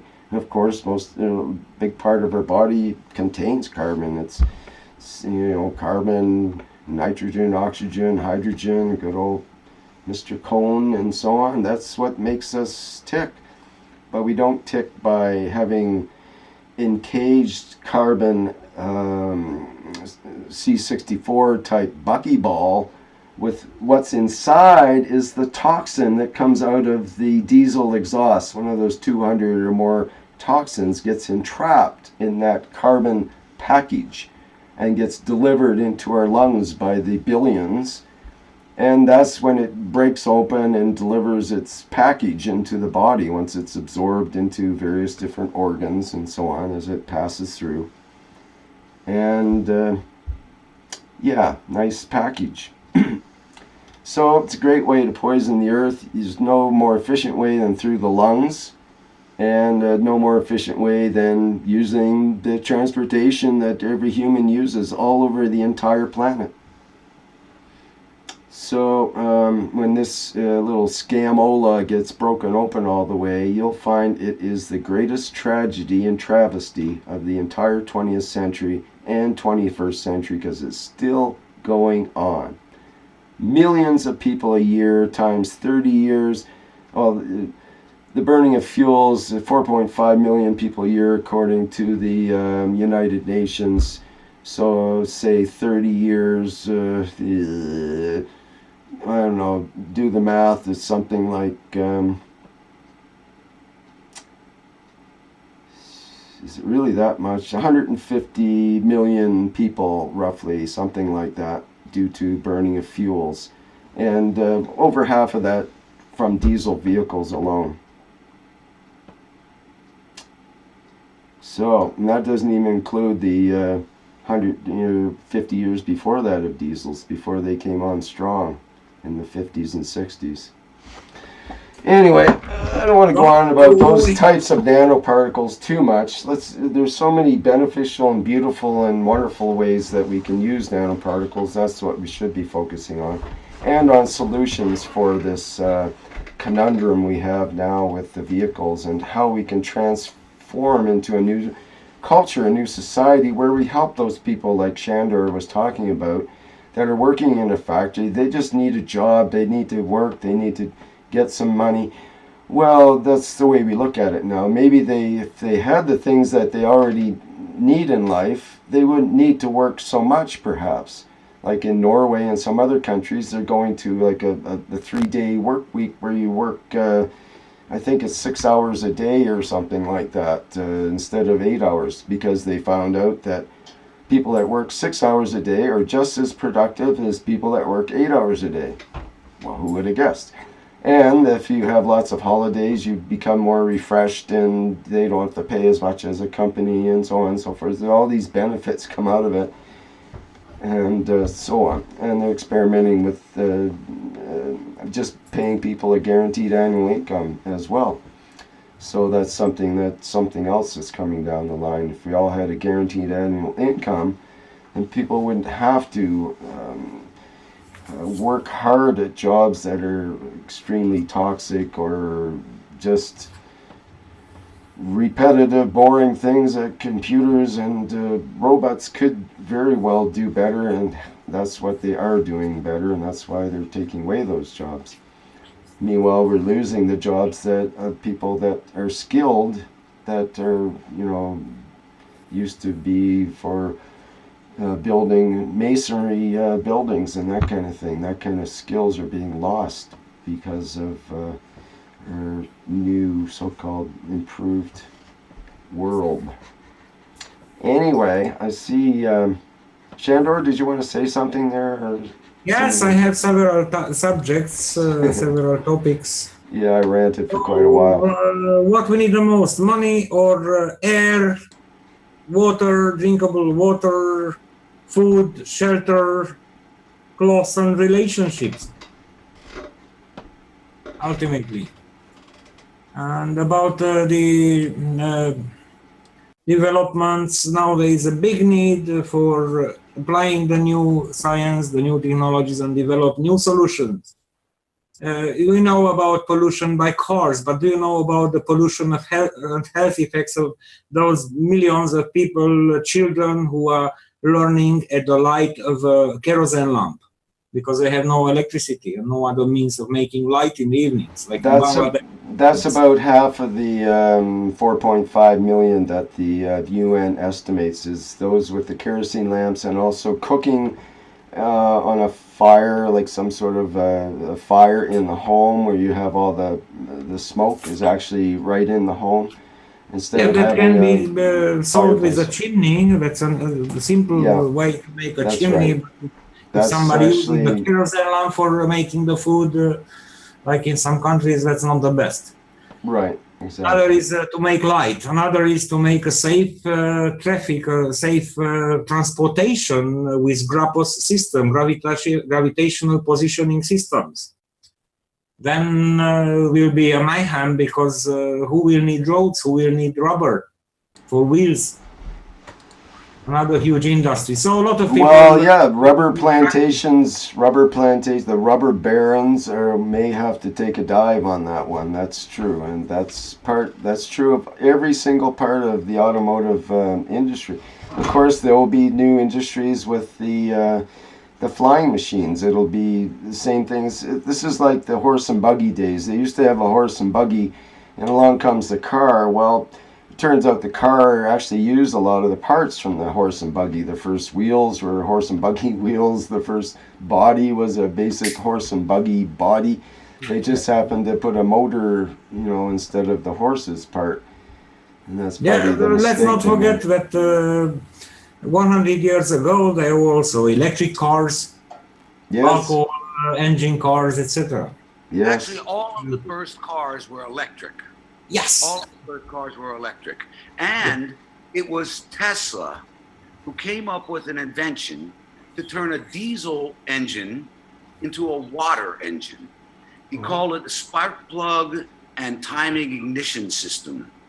He patented it, and it was the Rockefellers who decided to use the diesel and refine it an extra few steps to turn it into the consistency of water, and then they could make a really high-powered motor for the cars. And they literally conspired with Ford to start making gasoline engines. Oh, So, Ford actually was a promoter of alcohol engines. yeah, and but Later it came the alcohol prohibition, so they have been obliged to add some oil or some petrol to the alcohol to make it not drinkable. yeah, Right. but it was a gasoline using the spark plug, Tesla's engine design, that allowed for the small use of, because for a huge diesel engine, you had to carry a lot more water than oil, but you would displace that on a train or a big boat. So there was no problem using water diesel engines with the spark plug, but they didn't want to. The Rockefellers wanted to control the oil. And so they went to profit. Right, so they didn't want to have water engines, but Tesla turned a diesel engine into a water engine in the 1890s. So, you know, it's all been a conspiracy from the beginning, you know, to control the assets. Yeah, and recently we have technologies to make, if you are sticking to the internal combustion engines, which have a limited lifetime, I think, now you have a ceramic inlay for the cylinders to avoid rust to be produced by water engine and so on. Anyway, future will be something else. But let's go back to something easier. So many people suffer of lack of water. Now, you remember once I put a video, and previously Brett was showing that his CO2 kits were leaking water without any damage in the containers. And this is an interesting thing where we have to put some work and some development for how to extract water from the air and to produce drinkable water. I'd like to share the story of somebody who is very close to me and who made such experiments, accidentally produced some water, but he got scared about the effect and he disassembled everything. So actually what he had a room, and here he had a door, and next to the door it was another room where they were stuck on the floor several bottles of gas. And here he had such a decoration, a cover made of wood from lumber, and he had a heater underneath. And here he put the boxes of his gas making kits for CO2, copper oxide, and he tried to make some CH3. And I'd like to add to the conditions that in this time he had a CO2 kit where he put also a pump, an aquarium pump for circulating water. So he made a kind of turbo gas there. So he had the CO2, he had a copper oxide, and he tried to make the CH3, and for some reason he wasn't able to make such a nice CH3. All his CH3 gas became too dark, such a dark brown, not that orange brown. And he had the idea to add a little bit of copper oxide, just a little bit, and a little bit of CO2 gas into this CH3 kit. Just a little bit, a few drops. And he left the room, and he left his experiment, and he went to work. When he returned from the shift, what he observed that above the house where he was living, it was a big dark cloud. And of course, it was everywhere rain, but it was a very dark cloud above the house, and it was a heavy rain. When he entered inside, he observed that on the other room, the floor was sprayed with water. Here was sprayed with water around, and here on the wall, it was sprayed with water. First idea was that it was rain outside and he has a hole in the roof. So he inspected the roof, but the roof had no water at all. He had not the hole in the roof. So probably it was this CH3 kit which he used, which caused that water to appear in conjunction with those dark clouds. Now the second question which came later in his mind was that CO2 or CH3 kit somehow related to why the darkest cloud was right above his house? Did he produce something here to attract more water? Unfortunately, he got scared about the effect, and he just removed from house all these gases for a while. He stopped doing that for some time. Later, he moved his GANS experiments a bit remote from the place where he lives, where he sleeps. So, had anybody anything similar or combinations of liquid plasmas which to produce such a thing? Yes. I'm just going to ask one question. Was there a window open anywhere? No, it was everything closed. Everything was closed. Was there any heating in the room? Yes, it was a heater here under. So it was no condition for creating condense. Okay, it's a bit different than my condition. What happened was I left the window open one night, and in the morning, where my setup was, literally flooded with water, with liquid. I haven't tested it, but that was an incident I have experienced. Totally different conditions. I just wanted to ask if the window was open or. Yeah, I asked for all details because I wanted to be aware of all the conditions. Okay. Well, I think what happened with me was the window was open all night. The conditions are very rough where I live, and well, there is this attraction, absolutely, but the reason where I think it happened was it's because it had a direct sort of connection with the outside atmospheric condition at that period, because it was a rapid changing moment where it was going really, really cold, and at that night, and it was all snow all around the place. So, but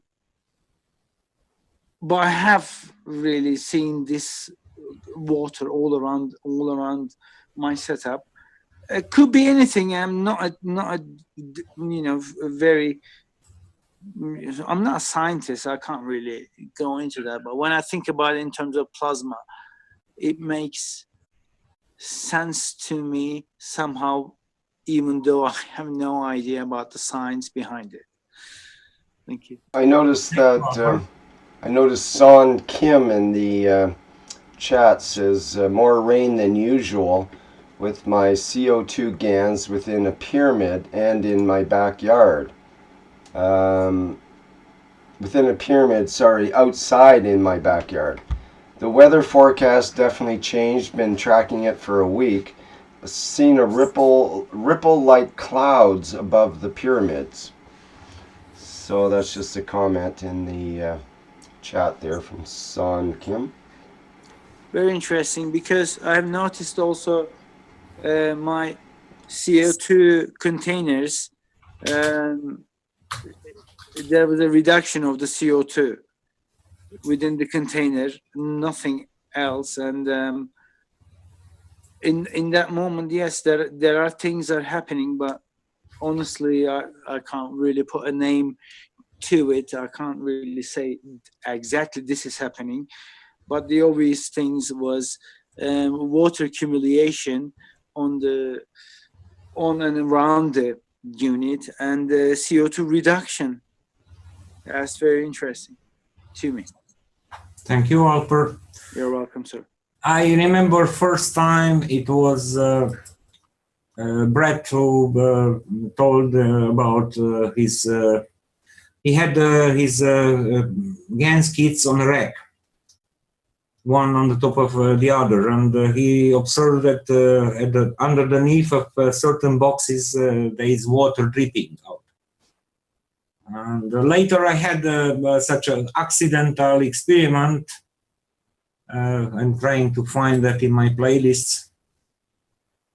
I had such a accidental setup where I put a box of 1 liter, which had inside a chicken mesh, such a galvanized chicken mesh, and on the other side had connected with a wire some nano-coated copper, such a multi-filler, multi-threaded copper, and all was placed in a bigger box, which box was used previously for nano-coating, so it was coated inside. So, and I found out that some water was collected under.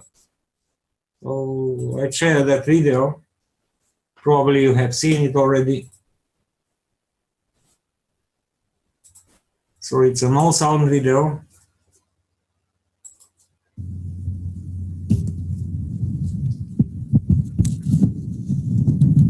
So this is the box. I stopped that.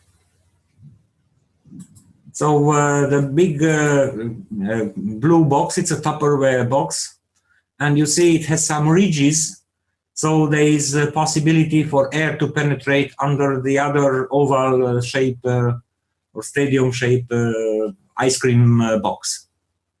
So inside you see on the left side a piece of chicken mesh, and on the right side there is a bunch of nano-coated copper wires. So first I was thinking maybe these wires, the copper wires, maybe they do a capillary effect and they're dripping from there, but it was not that. I moved it inside later. Also the box was not broken.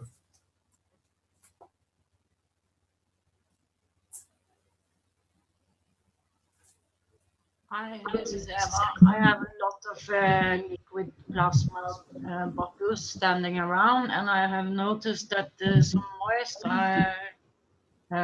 they're coming moist between them if I change the setup, kind of. So I'm pulling around and try to find out how the moist is getting there in the first place. And the only bottles I use is the CH3 and the CuO and the CO2. And sometimes it's a lot of moist. Noticed, Eva, which ones have the moisture at this point? Is it more the CO2 or one of the others? It's kind of like in between when I set them up in Okay. right next to each other, like in a combination. I will show you some pictures later. I'm not have time to do any research on that. Thank you. Thank you. Just a minute. Quite a bit of water there, Sandor. Eh? Yes, yes. So previously I emptied the water, and this was created in a couple of days. Mm-hmm. And you're losing. It took some weeks until this started to occur. And what's interesting here, you see there is also some kind like for the CH3. Just you don't see that typical CH3 color GaNs, but you have iron wire which is zinc coated. And there's no caustic inside that. No, it's right? salt water. It's a simple salt water. Okay, thank you.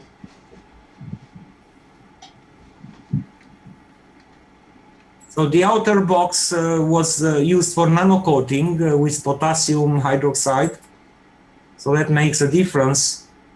So it's a nano coated environment for the box. Is there any way for you to test the water? Is it pure water? Is it distilled water? Is it rainwater? What is it? I just tasted it. I didn't test it. I tasted it and it was not salty. So it's pure water.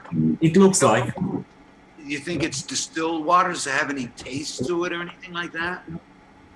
No special taste.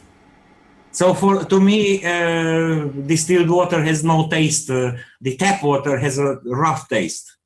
So you think it's basically, it's formed out of the air, right? So it's basically distilled water, pure distilled water. Yes. Yes,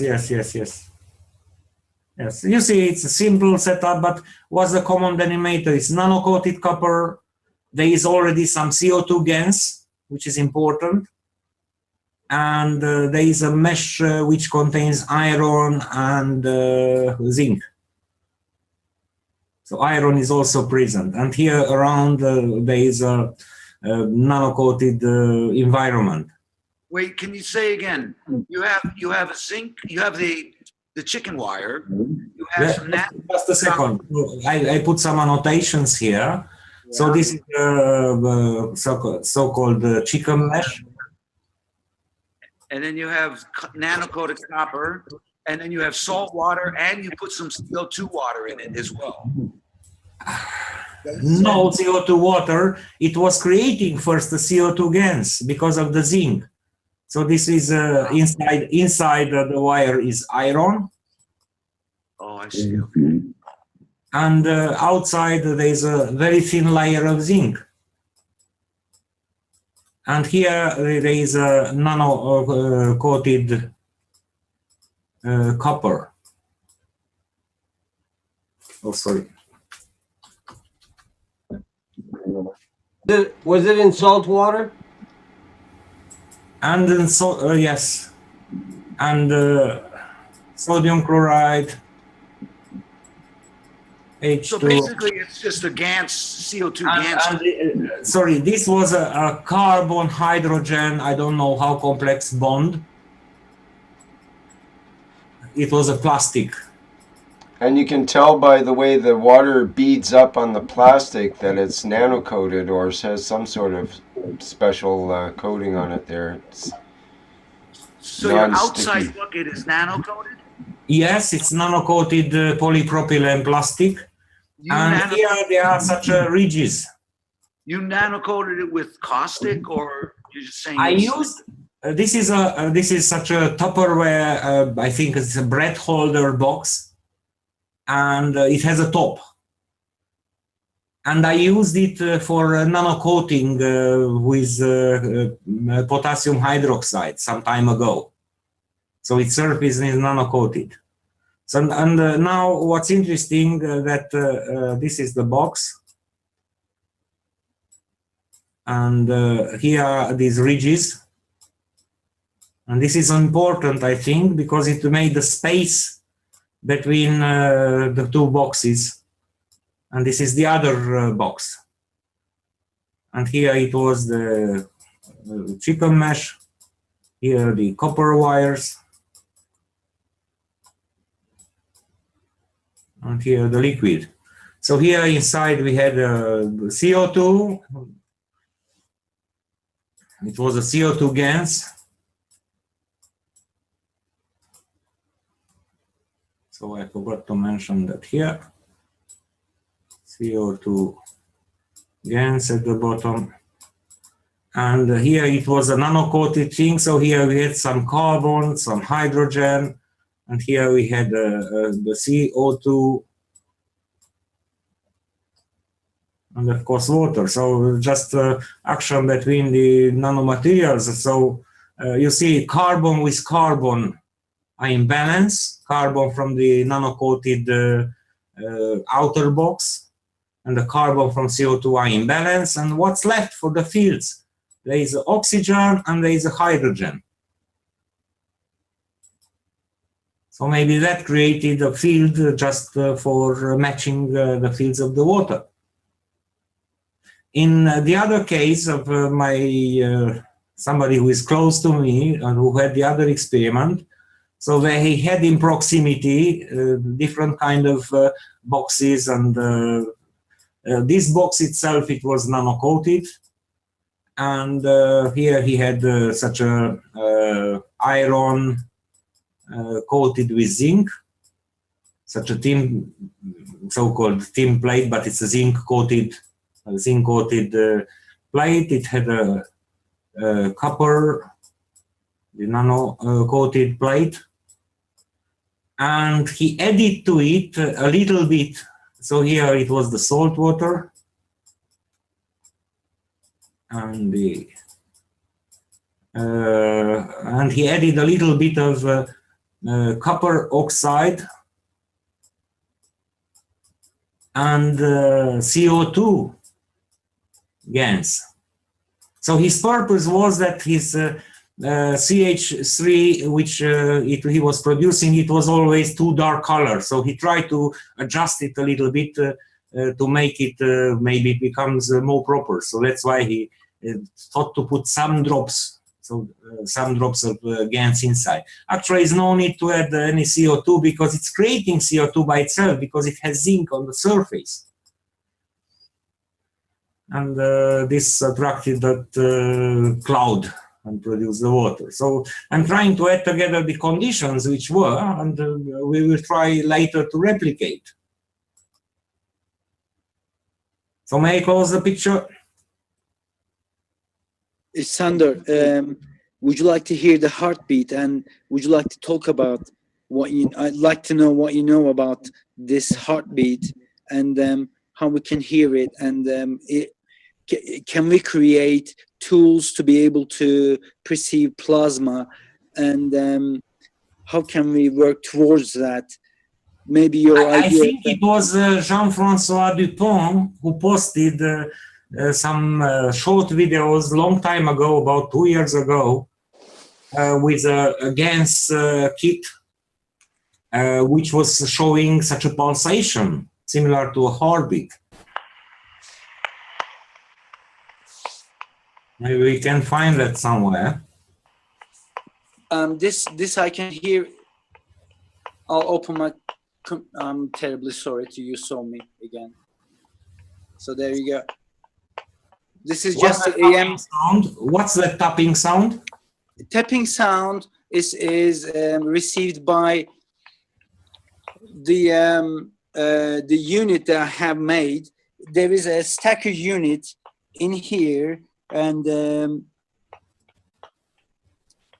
including our Starship configuration in the middle, and it's connected to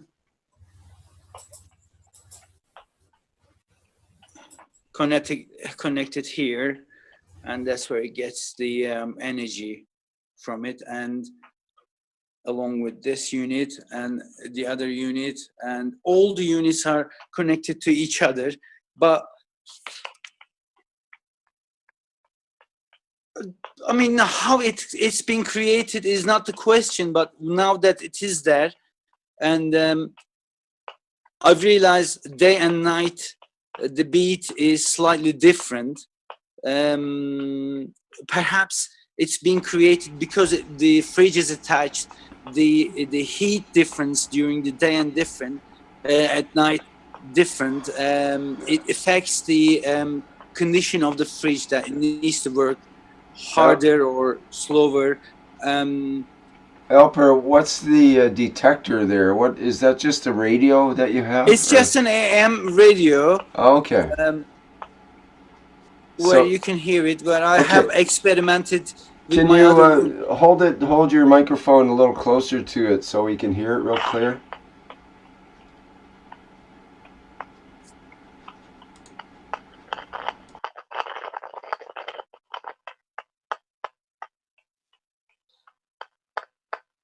me being sort of a Earth connection increases its. That sounds familiar to me. Can you, well, you can't do it now, but have you tried turning off your modem while listening to that? My modem? Yeah, Okay, let's. well, if you do it now, you'll lose the transmission and we won't be able to see you or hear you. But if you do it outside of the Zoom or whatever, because it sounds a lot like the what's called the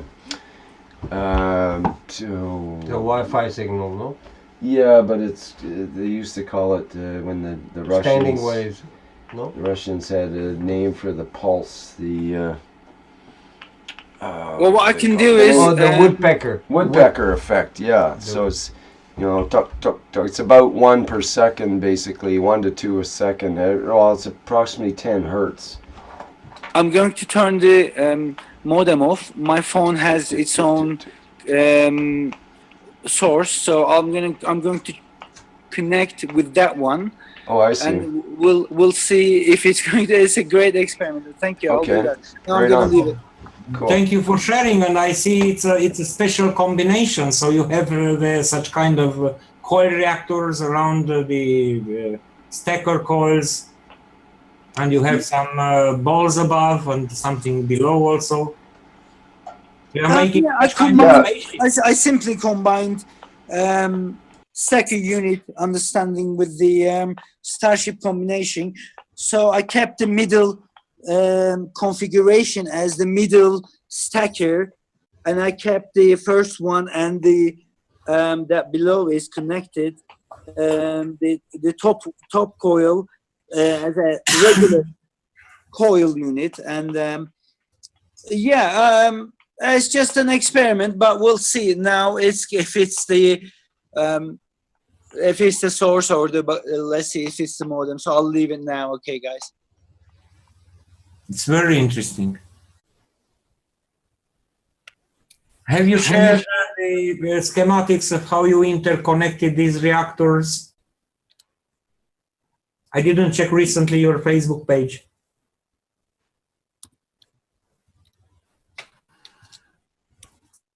We may have lost Alper in the translation there, I'm not sure. See, get my list up here. Not sure if I see Alper there anymore. I see Armen though. Hi Armen, how you doing? Hello guys, how are you? Good. Listening. Ah yes, and observing and so on, yeah. How are you, Rick? I'm doing pretty good, Armen. Your health? Pardon me? Your health? Well, a lot of things are not all that great when it comes right down to it, but in my head right at the moment, I'm doing fine. It's the main thing. Back with my phone's provider's internet connection, and what? We lost you there, Alper. You lost him again. Can't hear you, Alper.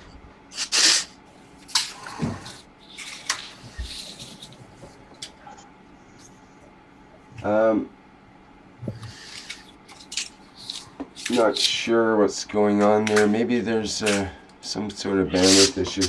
Maybe we'll get people to mute their microphones. There's a bit of background noise here. It's Salma, mute you, and just Mary, I'll mute you until you're ready to speak there, and me, Coates.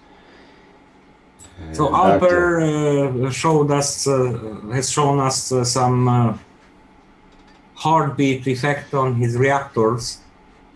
And meanwhile, I remembered we have seen some long time ago, 2 years ago, almost 2 years, in 2014, something which you can find on the YouTube channel of Jean-François Dupont of Canada.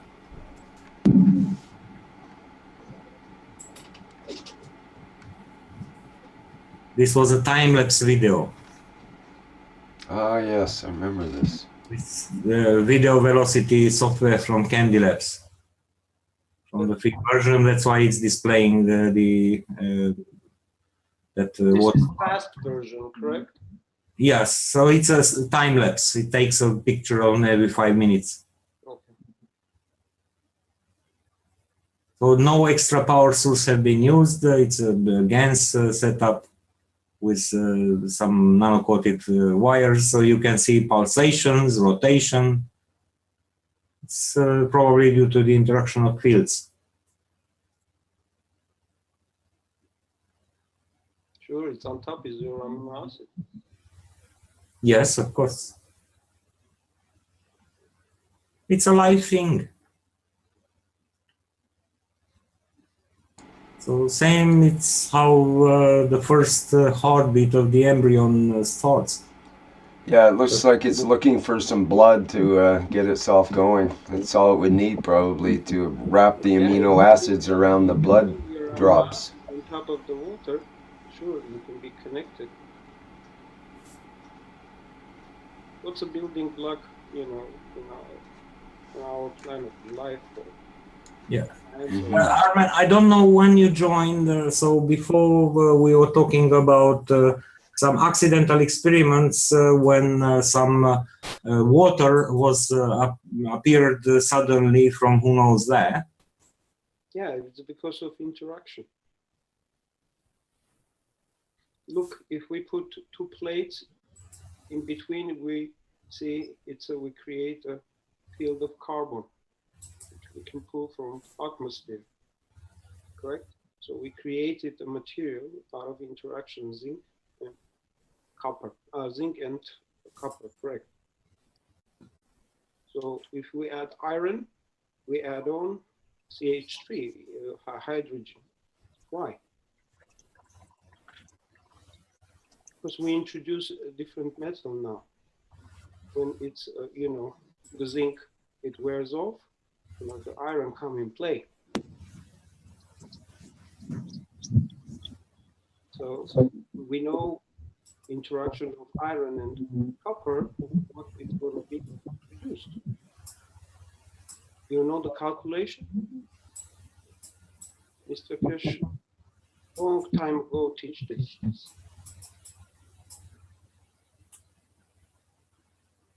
Calculate, Sandor, that everybody understands.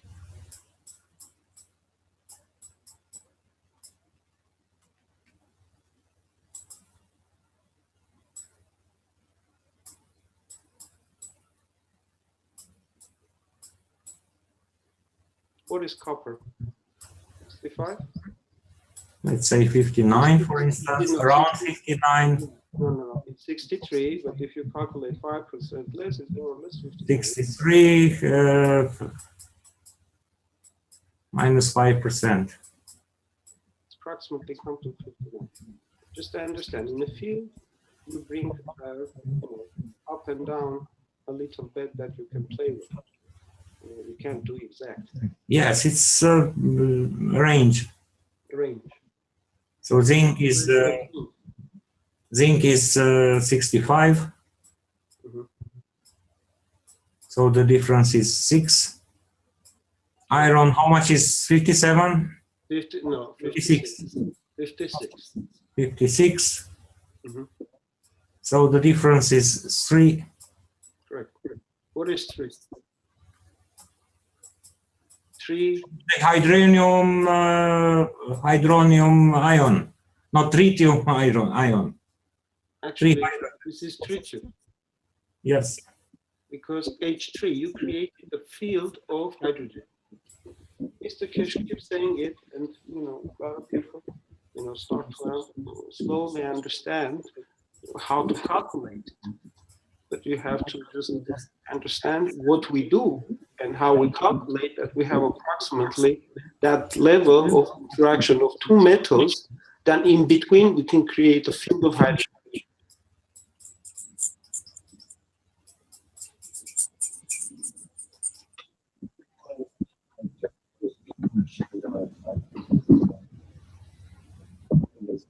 I'm clicking with my mouse only. There is nothing.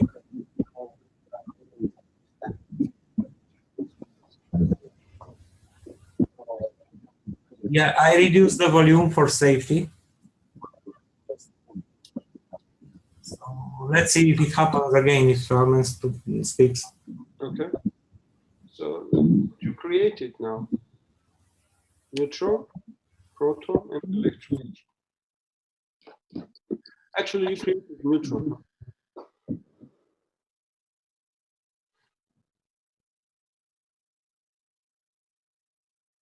It's H3. Your hydrogen. It's a plasmatic hydrogen because you create it out of, interaction of two different metals.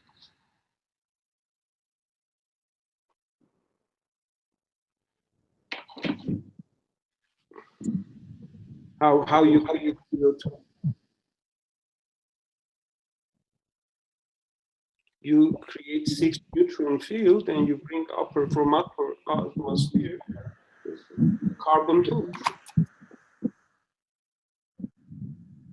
I think most of the interference is coming from your end, Armen. It's I don't think so. My end is not interfering. There is nothing is on. well, the sound is quite distorted and a little hard to hear what you're saying sometimes. How about now if I disconnect? Can you talk? Can you talk?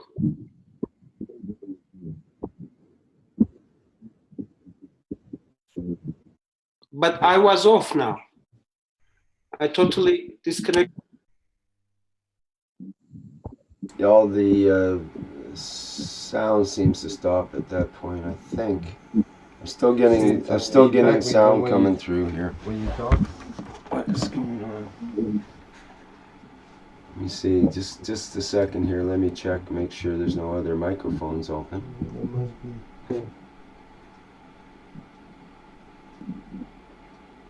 Okay, where's the microphone open?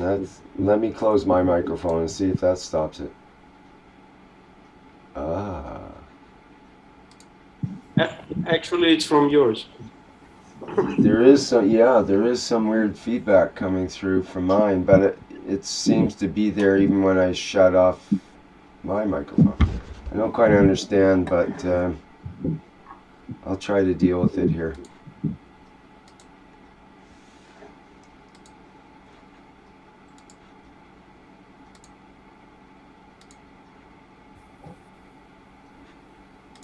Okay, let's carry on. If you want to continue there, Armen, sorry I interrupted. I'm trying to just clarify my audio situation. So, if you have questions, ask once. Okay, anybody with questions? Something what we're talking about, not that method. This is perfect. We know you did some experiments for water harvesting. So at which point you reached there when you have been in China? In China, it is a similar setup, whatever you see. It was zinc, it was iron, and it was copper in it. It was I put it in a closed container. And the container outside, it produced the water the same. We done it, not the Sandor, in Barletta.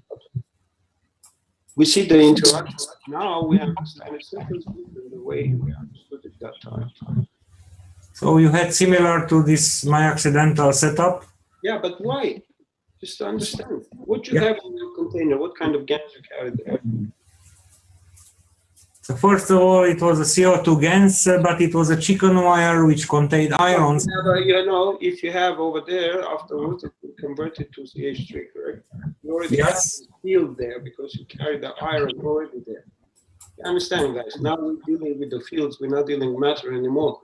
Matter is introducing another field into the environment, what environment you are creating, what you're adding on. What it will be if you add that material, what will be the next interaction? What you will get from it. Because now you convert it back to the field, now you have to know what kind of matter. Matter is a field too, it's a plasma field. This is all the time Mr. Keshe is saying that we are lucky to have matter in our hand. Now we can choose what we want to mix in our plasma. correct?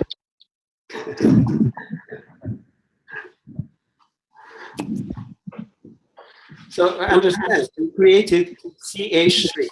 Outside your environment is a carbon and it's nano-coated. Inside, this box is a nano-coated too, because it's in a plasmatic condition. Now you have two, carbon and a carbon, it's in a balance, what you have, H and 2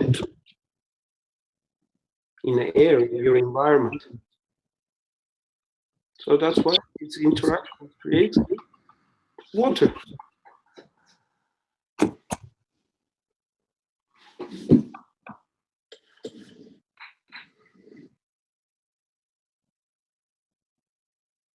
What you have available in the environment, guys, you have now, until now, learned all the matter that we can manipulate the way we want.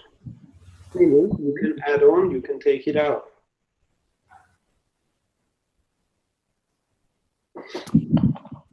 Yeah, this was my brother's setup when he tried to make a better CH3. Mm-hmm.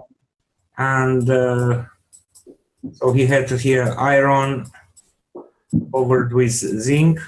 Mm-hmm.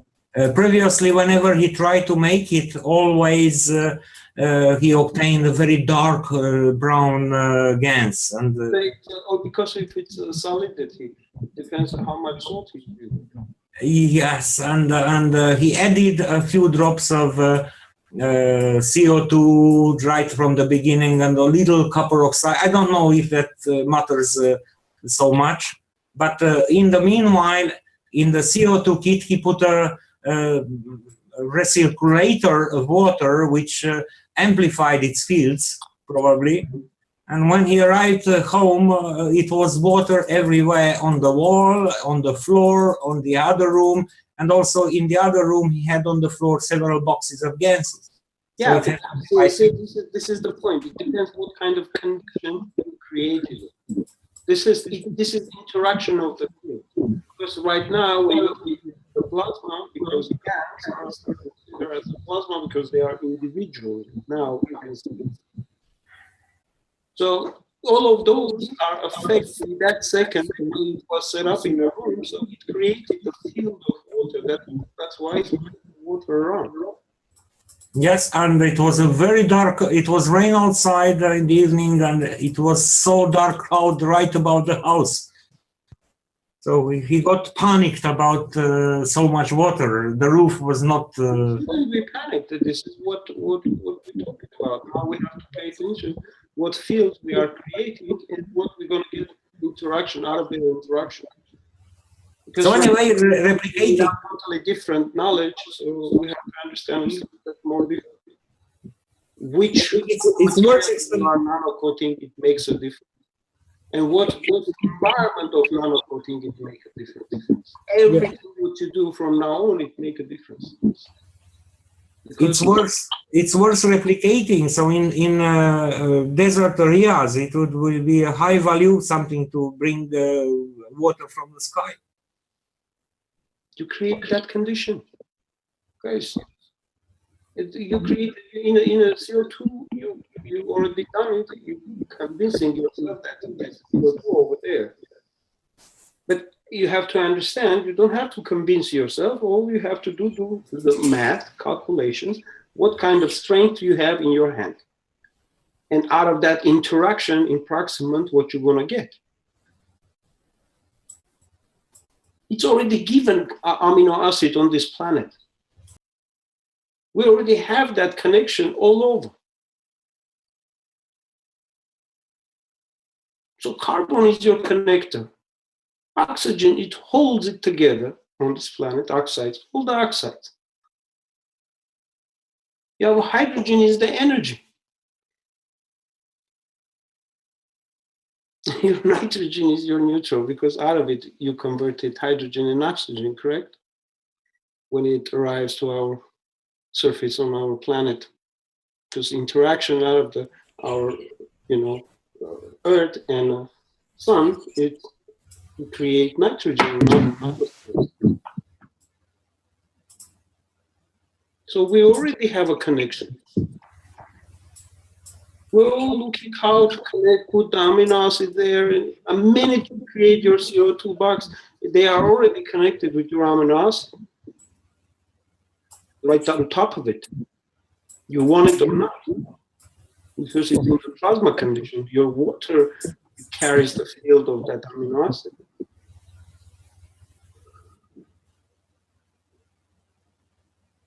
So sometimes it's confusing because, you know, you have to, like, a lot of people understand thoroughly what they do. You have your carbon, it's a connector. You have your oxygen, you have your nitrogen, and you have your hydrogen. What you create is CH3. You already have your hydrogen there. That's your energy. Every metal is connected to hydrogen. Hi, Armen. Hi. May I ask a few questions? Few only? Okay. Just one, maybe two. No problem. Because I started my third run, or my fourth run of GANs here, I changed my salt content from I used Epsom salt and potassium, magnesium and potassium. And I just was wondering if I could just ask you the ratios.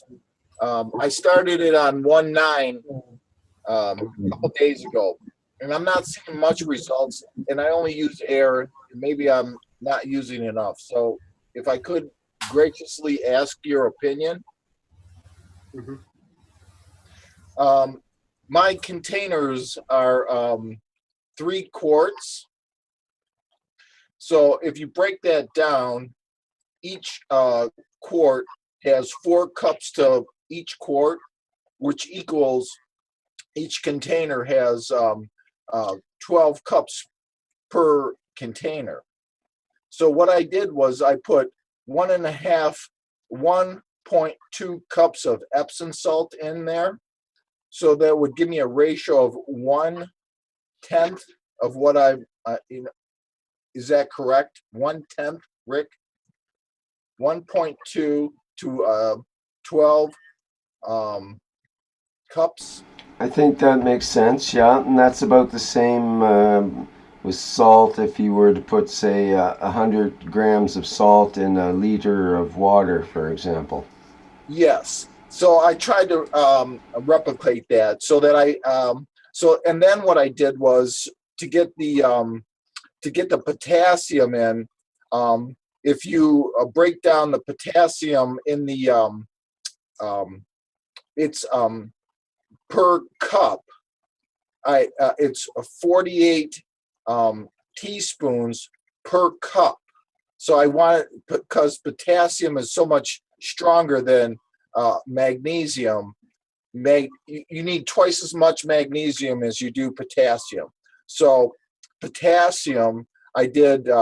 If you just did the ratio in the cup per cup, there's 48 teaspoons per cup, and I did 5 teaspoons of potassium, which would give you the one. Or it works out to 4.8 teaspoons. So I just rounded it off to 5 teaspoons of potassium, which would again give me the 1/10 of a cup. So I did 1/10 of a cup per cup. You know what I'm saying? You understand my ratio? Okay. So I don't know if I need more salt and then the rest of it was just distilled water. And then I have my nano-coated. Do you apply any energy? No energy. And no sea salt, just the Epsom salt, correct? This run, I thought just the potassium and the magnesium. No sea salt this time. Just pure magnesium and pure potassium. Okay. So what my question was to you was, do I have this how you connect your nano-coated material with your not nano-coated material? With a nano-coated wire. With a nano-coated wire? Yes. Okay.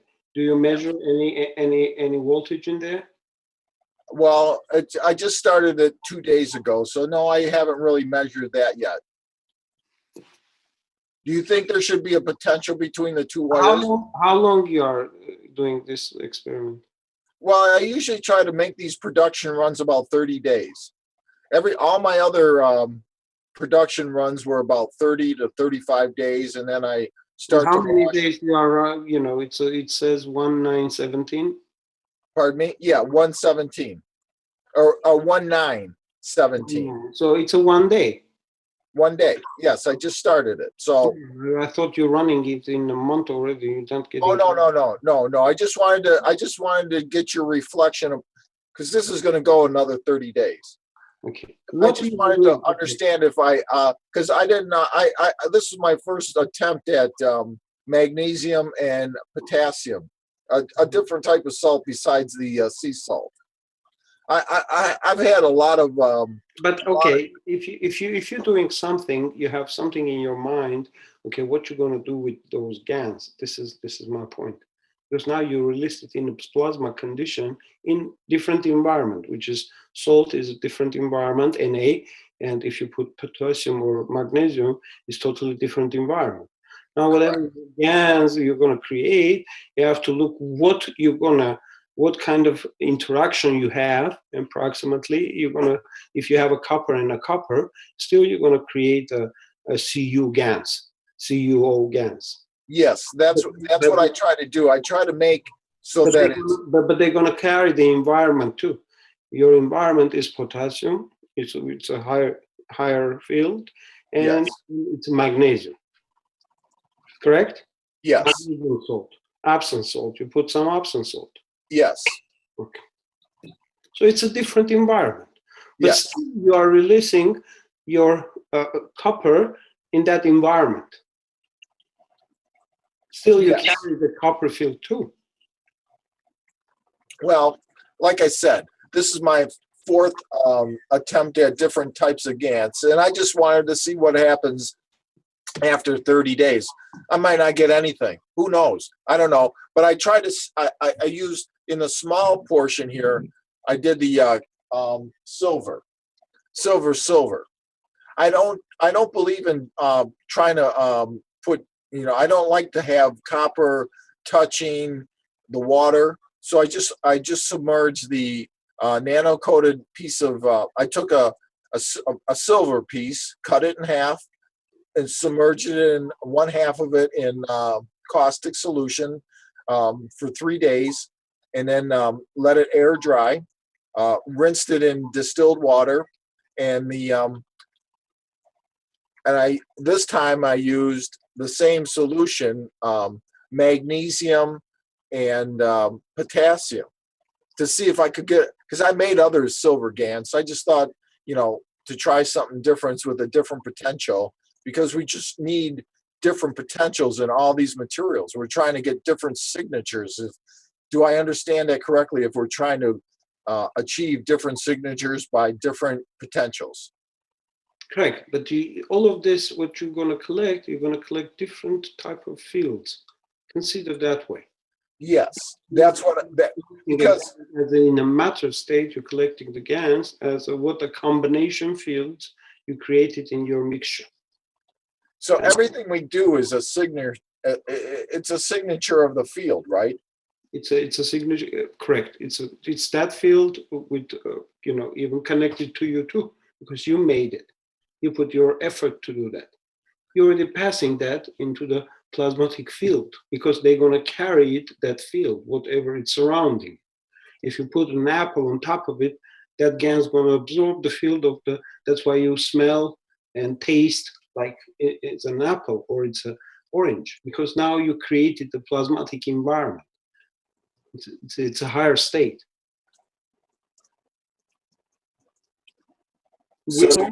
We always put one nano-coated, one not nano-coated. Why? If you put the same copper on another side in the salt water, nothing going to happen. No potential difference. No potential difference. So, Could I extend my, created that flow because it's of the same. because it's of the same, but It's the same. What I mean, the plasma in totality. If you have a copper, that field is materialized in that condition, in our Earth condition, as a copper. That's why we go by mass. What kind of what mass of plasma you have in inner core or what you have in outer core. It has to be potential different, correct? If you yes. Consider the plasma is drop of the water, if you put a drop of the water on the side, it's the same plasma. Only the mass is different. Yes. So that comes to my. If you have a copper, if you have a zinc, if you have a gold, if you have a lead, all these are in plasma state now. All this has strength. So that would lead me to my next question, which I just shot my monitor out. So potential difference, and that's what I'm trying to achieve by what I'm doing here in this next experiment. Oh, that's my home. Give me 2 seconds. Why does that happen?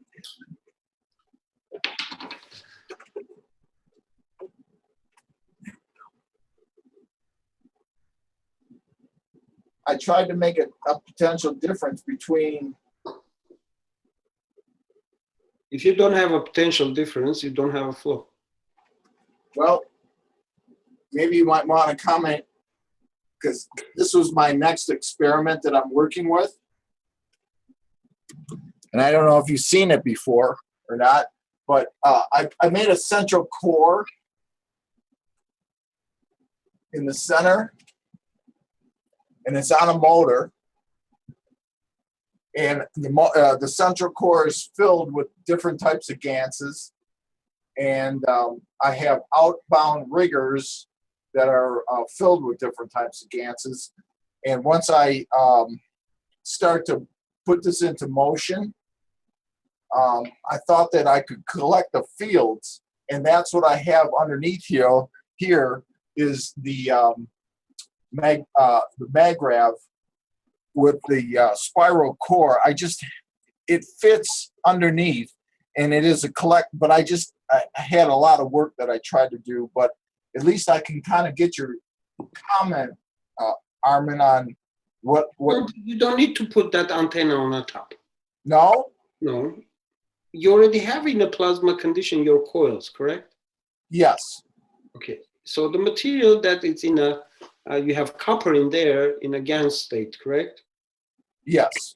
Okay. You already connected. That's my point. Okay. You don't see that, but that's there. Because it's the copper in our on our planet.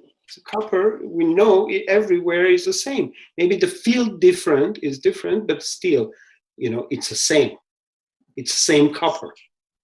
If you collect the copper from Africa or you collect the copper from America, if you purify it, it's still same copper, correct? Yes. So if you create the GaNs out of it, already you are connected to the copper. This is my point. But to make that into now you have to understand how to collect that field and transfer to the matter level, electron level, that you're gonna run your appliances to absorb the fields of plasma, converting back to the energy. Exactly. In our understanding, energy. Well, we have to convert it back to the matter state, correct? Yes. Okay. So in the same respect, I'm trying to, because I'm just trying to think of both ends, because I'm trying to think of a spaceship design. Plus, I'm trying to at least help the people that are on this planet, and that's why you see the coil and the small coil in front, because with that small coil that it actually can fit underneath that and collect the energy that I'm starting to produce from the spinning coil for the poor people that can't afford electricity. I'm hoping to produce enough energy and be able to make a small stacker unit, and perpetually, once this starts, the energy from the top will feed the bottom, and with the coil is, I don't have, I made the coil, but you can see that I don't have the your connection, the Armen coil connection. I just did this. You don't need that, guys. This is the problem. See, we understanding. We're talking about. We're going around, but we cannot make the connection to understand it further. This is my point. Consider matter and plasma. They are the same in different strength. Your nano-coated and your matter state are totally different strength of the same matter. Because now you bring the plasma on top of the matter, but we are forgetting that how we're going to collect all this field and convert it back to the matter state.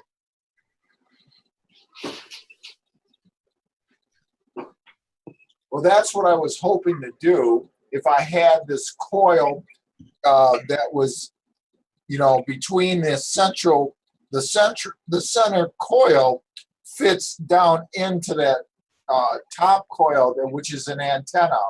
And now I can actually get a reading from the small maggraph coil from it. So I don't know, maybe I'm just not, maybe I'm thinking small, but the top part creates the fields and is collecting the fields. If I let it go long enough, I can actually have magnetical readings with my little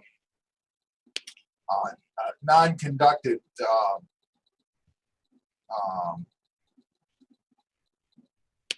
like John has out in Arizona. That's what I'm hoping to be able to create if this goes long enough. But I haven't been able to run it long enough to be able to send the fields out. You know, this is just a small, and it's running really slow right now. But I can probably bring, now that it's a, I don't know if you've seen a couple versions before this. I had plastic, but this is all metal to metal. I have a connected core now, and it's all filled. And I can probably bring this up to about 8,000 to 10,000 RPMs. This is the point. You don't need that, guys. You really don't need to create a motion in physical to create a plasmatic motion. If you have corrected, right fields and they are already connected, this is what I'm trying to explain. Yeah, but if we don't have anything to give things for the people to see or people to feel, or if we don't have a stepping stone from where you and I and Rick and everybody, Sandor, everybody has started from, they look at our technology and go like, I have people that are telling me that I'm a devil worshiper for just even start trying this stuff. Why? No, I don't think it's funny, and we shouldn't laugh because I'm taking a lot of backlash because of it. Why? Why? Explain to people simple way that they understand you're not doing something voodoo, you're just doing something proper, understanding. Well, you think it's proper, and I think it's proper, but there's 7 billion people out there that don't think it's proper and don't think this is a bunch of hullabaloo. Doesn't matter, it's 7 billion people. I believe in this technology. I get up every morning and think about it. We are 27 people over here, and there are thousands of people still outside, which they listen and follow. Still, they cannot understand and comprehend, what we're talking about and why we're talking about and why we're bringing more and more people to understand a little bit different, not the same what we had. You don't need that rotation of the fields because whatever you free the plasma in that bottles as a gas, they're already connected with the copper, which is sitting nano-coated right in your hand. But the thing is that we cannot understand how we can harvest it back to the energy of our level. We talk electron level, vibration level, that we can run our motors and this and that. Do you understand? We only our thinking that everybody wants to see how we can convert this energy back to the matter state that we can use.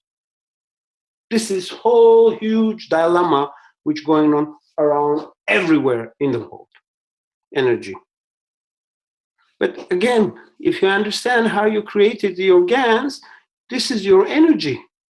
Because now you freed the plasma now because it came from the plasma. It appears from the field of interaction of the fields that you have, that copper, zinc, whatever you in your hand. Now you bring back to the plasma state. Now you have energy in your hand. Now how are you going to position that energy that you can harvest it? All these connections, all these things, they already connected. You don't need to connect it. You just need to connect the loop.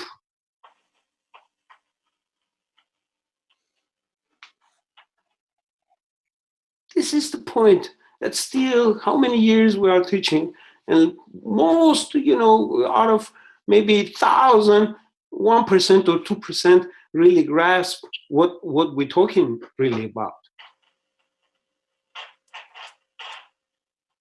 Because we want to see the motion. Correct? It's there. You create it already. You create the plasmatic field. Now, if you put the separation and a mass difference, they're already going to create the flow. Because we want to see actual, we have to connect actual electricity to see it, that it works. But you don't want to create a plasma field, the flow that you can harvest in the matter level.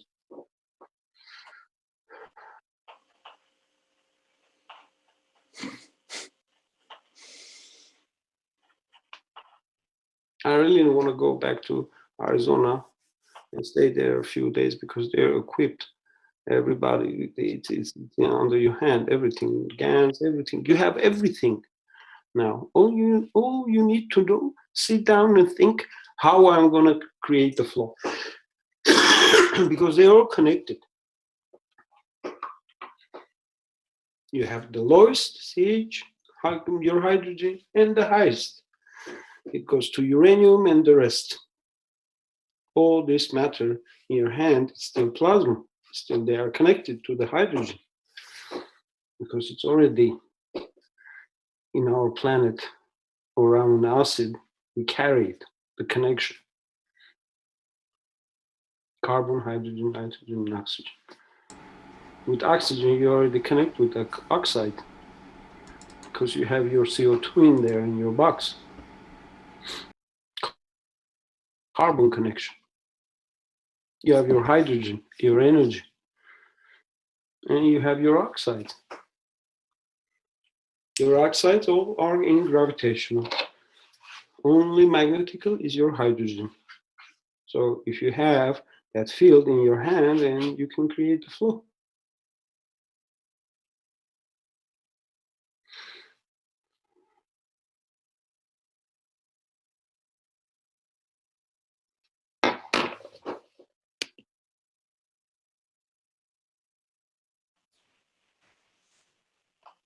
Hello, Armen.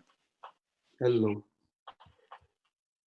So I'd love to ask you a question to clarify for everyone. I'm going to turn my camera on here. All that is a big hoo-ha. Is not anything has to be done in terms of construction, and even in the middle is just no Question has to be 5 or 10 words. Yes, sir. And I consider it question. Okay, so I have made my stacker unit, which enters the energy, enters here, cascaded from other units, and it comes out here. That is turned on switch is turned on. That is, the switch is turned off on this one, but it still remains. This is the indicator of it. It works. I mean, it continues working even if it's turned off. I was trying to understand how it was happening.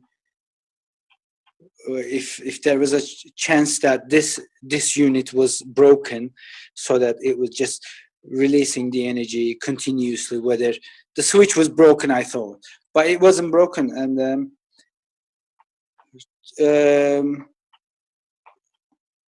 I don't know what I have in the middle. I'll explain it, of course I know, but I do not know the exact numbers of it. So I have one coil here and another one here in the middle, and there it is connected to the top section of the stacker unit, and as soon as I move it,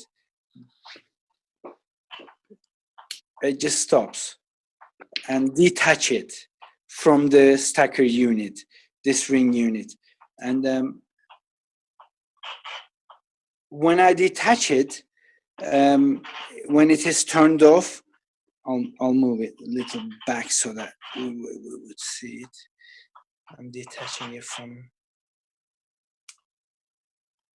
here. 2 points. I'm trying to. Okay. And this is turned off position, and this is off. And then when I turn it on, it starts working. So therefore, I'm convinced that this unit is not broken. But I turn it off now, and I'm going to bring this unit closer, and there's a little spark, and then it works, even though it's turned off. I have experienced even more of it, but I've never been able to continuously show it. This is sort of the first time that where I can I'm sure that this is working, and even if it's off position continuously, it charges my iPhone. It's my second iPhone, by the way. I've ruined the first one by the concentrated field of it. It has stopped recharging, and the battery died somehow. Yeah, so well, it's stopped. So what I do is just. Did you have a question for? Yes, sir. For Armen here, he wanted a 5 to 10 word question, and you've been going on for 5 to 10 minutes on your apparatus here, which we still need to figure out what's going on with it. We have to go through step by step, and I so on. actually forgot if I had to do it in a very short time sentences. Just I'm sorry. a reminder there. So that's what it is. What is going on? The point. Can I? I listened to you 10 minutes, but I couldn't understand what your point is. But what I see that you have a beautiful setup on your table. Yeah. Okay. You just need to have to create the flow. With those bigger rings, you create your containment. What John do, he have a separate, units which he connected in a ring condition like you did. Outside and inside, it's 12 reactors outside, 6 reactors inside. And you have your gas ball under the coils, correct? Yes. Okay, so now you have to bring those in between the coils. Okay. See, if you look at it from the top, it's under the gravitational coil. But you have to bring it a little bit in the middle of gravitational and magnetic.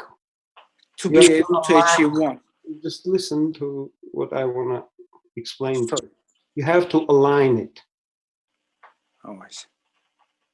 Okay, then the fourth one you put on the top. Now you have to create the flow in your coils, plasmatic flow. It ends there. Yes, you got it. Yeah, it ends. How it ends there? How you connect that? What out of it? It doesn't flow from this unit to another one. It just ends there. I'm connected. That's so that it would be. Are you connected? Are you connected? That only your unit, that stacker unit, you have only. Yes, that unit? it comes from my. It comes from actually from this. I'll show.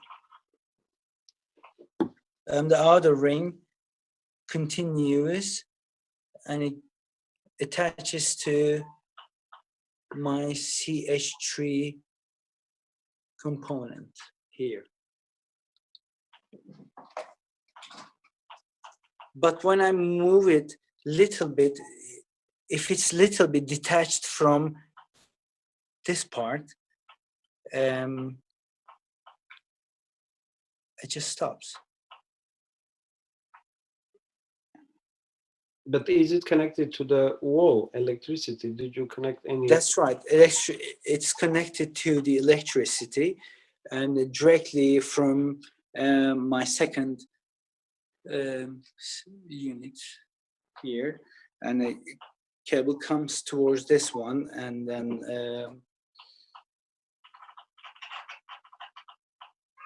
continues.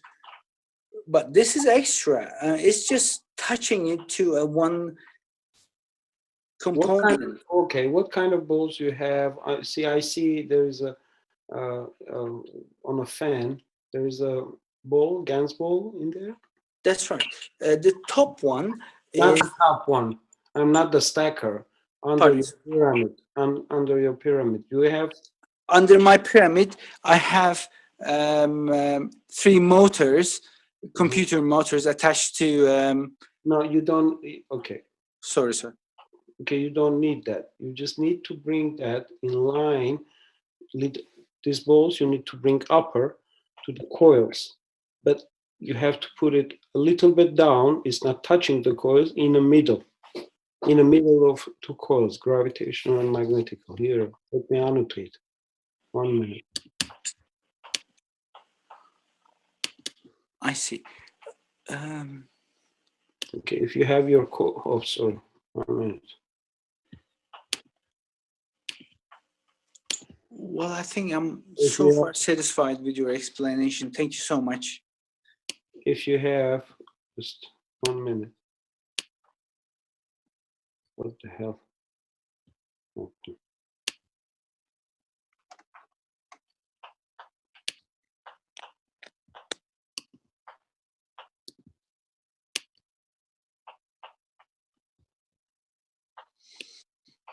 Okay. Your balls has to go in the middle of the star formation of this. Okay.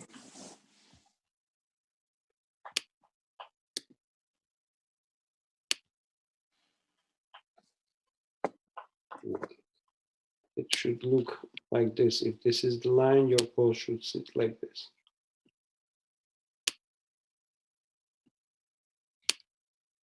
You understand? You hang it differently. You hang it here. You have to bring it up under the coils, but in the middle. I get it. I see. That you create your interaction. This is going to be your floor. You put one reactor on top. You create the flow.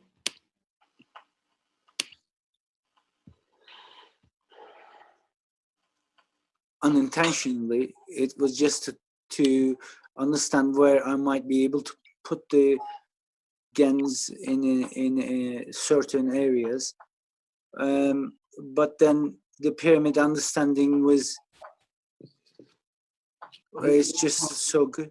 You just position your fields. Yes.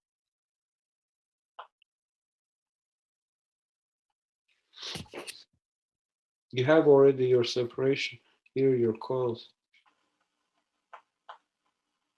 You already create a plasmatic condition here. And then you have your reactors positioned, and you have your spaceship.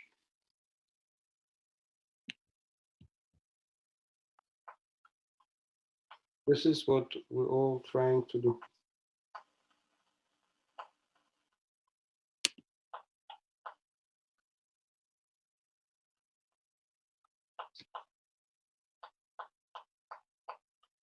I mean, this happened. It didn't have it. I don't have a sort of crown on my head or whatever. You don't need a crown. You just understand what we learned today. It is the way Everybody it is. has their own crown. I made you laugh. I want that so much. Anyway, thank you so much, Armen. It's so lovely to hear your voice. It's just amazing to hear anything from you. Really, it's just anytime, every time. It gives the same. Just try to do it the correct way, right way. Understand it that you're dealing now with the field. Now, what is the interaction going to bring? Sandor showed clearly. See, you created water. Why? From where? From where? Yes. From which interaction? Why you have that material, and from that interaction you create what? That's right.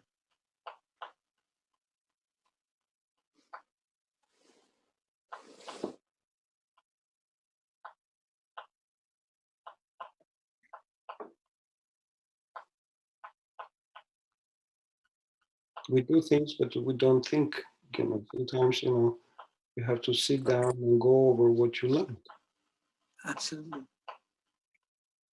With the tripod experiment has been done in Arizona, gave me such an inspiration, which I had to get one for myself. And to inspire, you just need to understand, then you will inspire yourself and others too.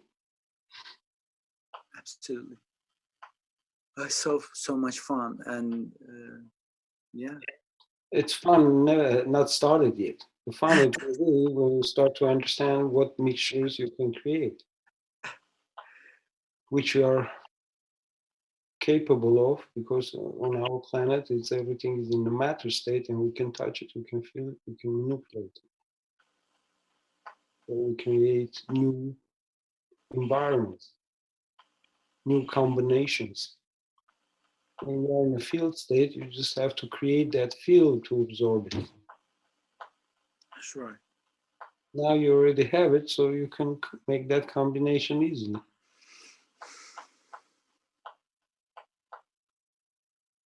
So true. The only thing you have to understand, your hydrogen, and the rest are oxide. Gravitational, because they absorbed the field to become.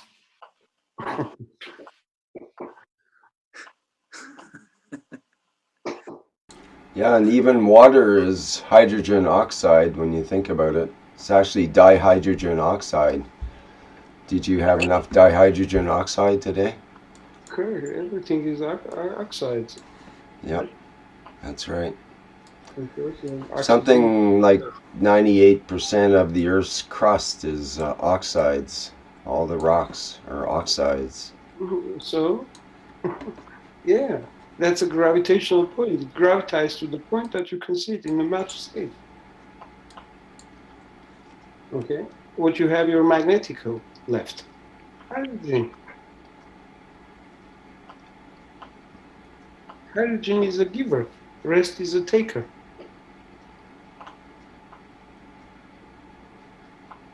Correct, Rick? Sounds good to me, Armen. Yeah, that's what I'm working with. That'll be the two main ingredients in my rotating That's only reactor. two main ingredients. You don't need to understand, oh, it's a higher field or lower field. You can create the flow. Mm-hmm. Because now you free them. Well, as soon Sorry, what was the last part? It cracked up there. No, just understand your amino acid. You have your oxides there, correct? Oxygen. So you already connected. with all the oxides. You're already carrying in your body all the oxides, actually. That's right. Yeah.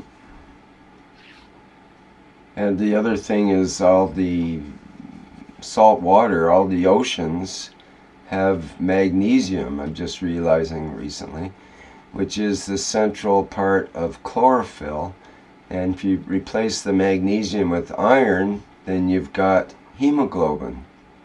Correct. So we're actually connected with the oceans through that magnesium part, which is interesting that we saw earlier the magnesium sulfate being used. Rick, this is the point. You have in your body carry all the fields because you materialize on this planet. It carries all these fields which came from our universe. So where is the connection now?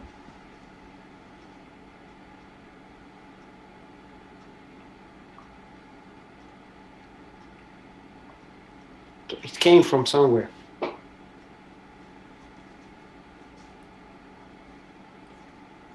Now you have it.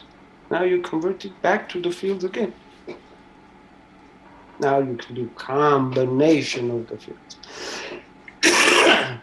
and the strength and interactions.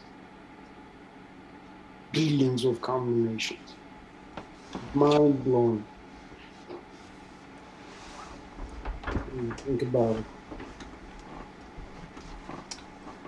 Yeah, well, if you start with hydrogen as a basic building block, you can build anything you want with that by just simple adding.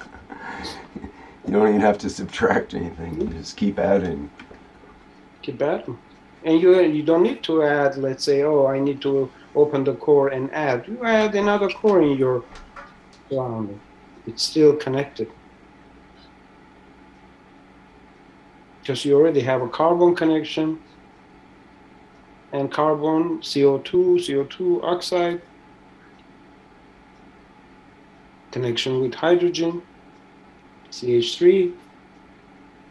So you have it, no matter what you do. Now, to our vision, we need to bring it back to the electron level that we see, okay, oh, we have energy. Yeah, even if we don't see it, we have to feel it somehow, or sense it, or touch it, or... You can see it too. Pardon me? Sorry? If you want to see it, you can see it too. You need to know how to just bring it back to the level that you can absorb. Energy is there. It's all around you. Our Earth is absorbing. You are absorbing. Why you think if you create a plasmatic condition that's not going to absorb? How are you going to convert? That's the point.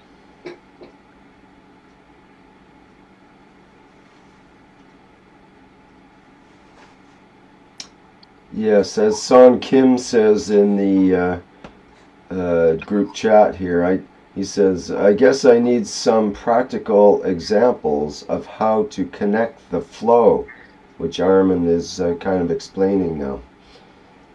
So, How our body is connecting the flow, our skin, how we are connecting and absorbing from our surrounding.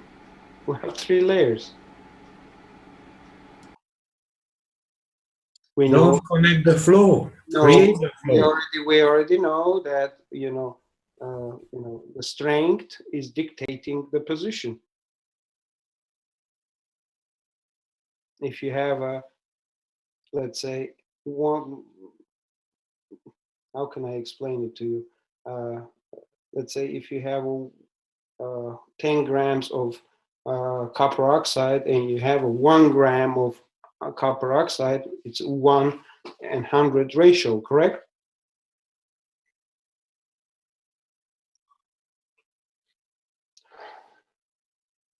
ten and 1 or 100 to 1 to start with there. 100 to 1. Okay, if it was 101, yes, 100 to 1, let's say. Ratio, yes. So if you understand, in a plasma, always higher feeds the lowest, but still the lowest feeds the higher too.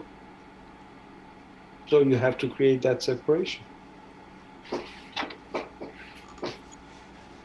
In hydrogen level.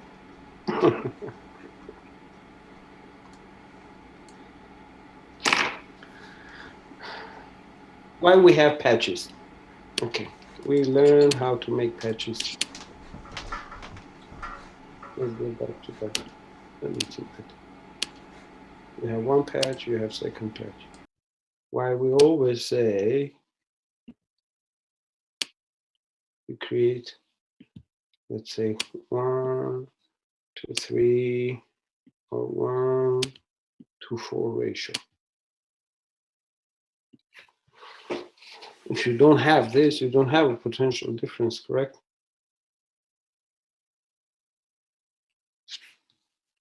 Because the highest, it fits the lowest. So you create the flow.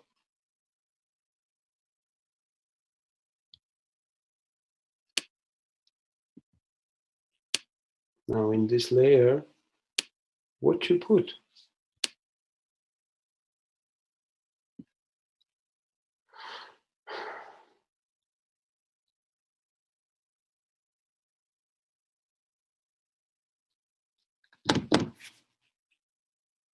It's a homework for you.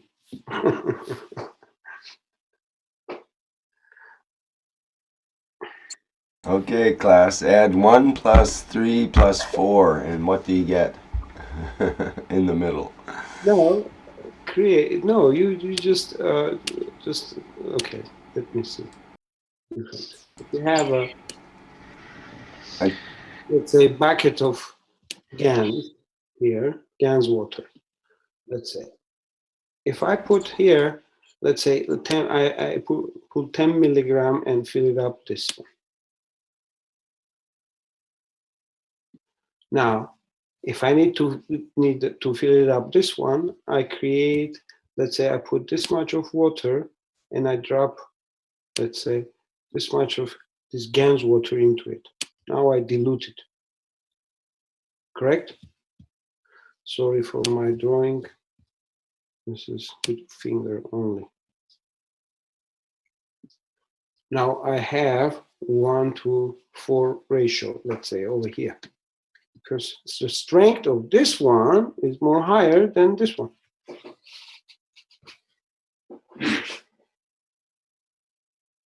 Right, that's clear now. Thanks, Armen. That makes sense.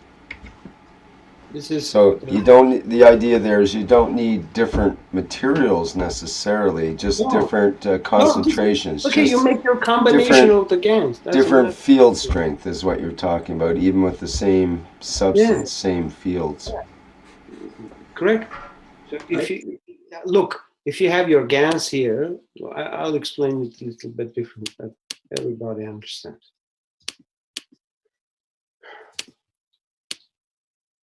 If you have your bucket. Armen, if you hold it. Sorry, Armen. It's Guy. Hold it. Okay. If you have your water, just in the middle. If you have your GANs here. Okay. When GANs settled, if you take the water from here or from here, it's going to be totally different strength, guys. Yes, definitely. Okay. Now, if I take this water and fill it up this container, and then in another container, whatever this water I collected from here, I fill it up only just pure water here and drop it 1/3, let's say 1/4 of the GANs water. What I did, now I create a mass difference. Potential difference. Correct? Potential difference. That's right.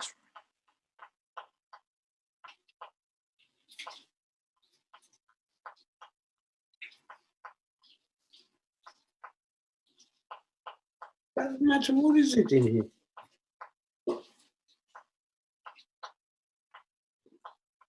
Now, Mr. Keshe always talks about this one.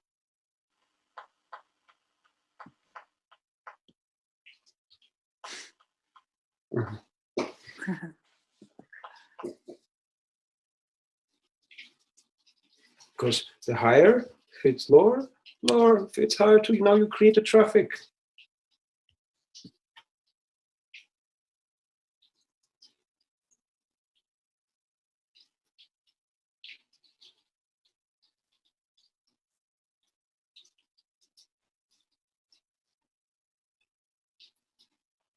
So where is the heartbeat is created in between this? I'm not talking about the heartbeat. I'm not talking about nothing.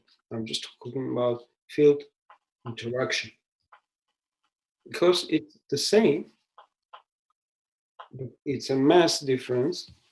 So we have to flow. Can you hold for a moment? I need to go to get my cigarettes. Sorry, guys. Thank you, Armen. We'll take a break from Armen for a minute. Maybe someone else would like to annotate on Armen's picture, which is left up here. Just to go back to the experiment we were doing, and I was cut because my phone's provider didn't actually work upon this mountain quite clearly, and it actually worked as I turned off my modem. It continued giving the sound well. Okay, well, thank you for that. That makes that's a good data. It is. Thank you. And that's been doing this for quite some time now, right? A couple of weeks or something? That's right. It's been ongoing. I've been keep collecting the data, hearing you from the first unit to the second one, the third one, and the fourth one, and just doing all kinds of different connections and regarding to getting electrocuted by I don't mind, and which I've never anyway. Even though I've hauled the bare cables and just somehow it flows through you where you are part of it, you become part of it, kind of thing. But yeah, lovely. Thank you, Rick. Thank you, sir. Thank you, Armen. Thank you, everyone. It's wonderful. Thank you. Turn the video on. You need some background. Okay. Turn the video on. Okay, get that lined up. Any more questions? So, are you back, Armen? Mm-hmm. Okay, so yeah, any more questions? What was that? Then someone there? I heard a so. Shripad, thank you. Yeah. So, Armen, once we have created a potential difference and a flow of plasma going from the stronger to the weaker and back, there are two ways we would possibly use this flow. One is for the organic, that is for health purpose or so similar, and another will be for inorganic or as we may say for power applications. When we use it for the health thing, we just introduce the affected region or the person in between the flow. But in order to harvest or use it for the inorganic, that is for the power, is there something else we would absolutely need to do? In agriculture, meaning? No. Do you want to go back to the diagram maybe to that way of describing it, or how would you like that answer? Yeah, if you could put the diagram back.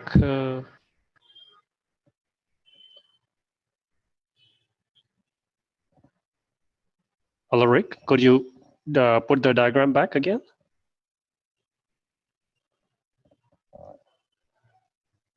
You're muted. Sorry.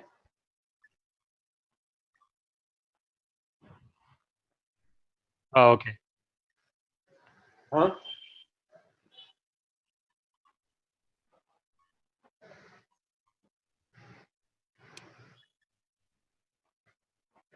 This one?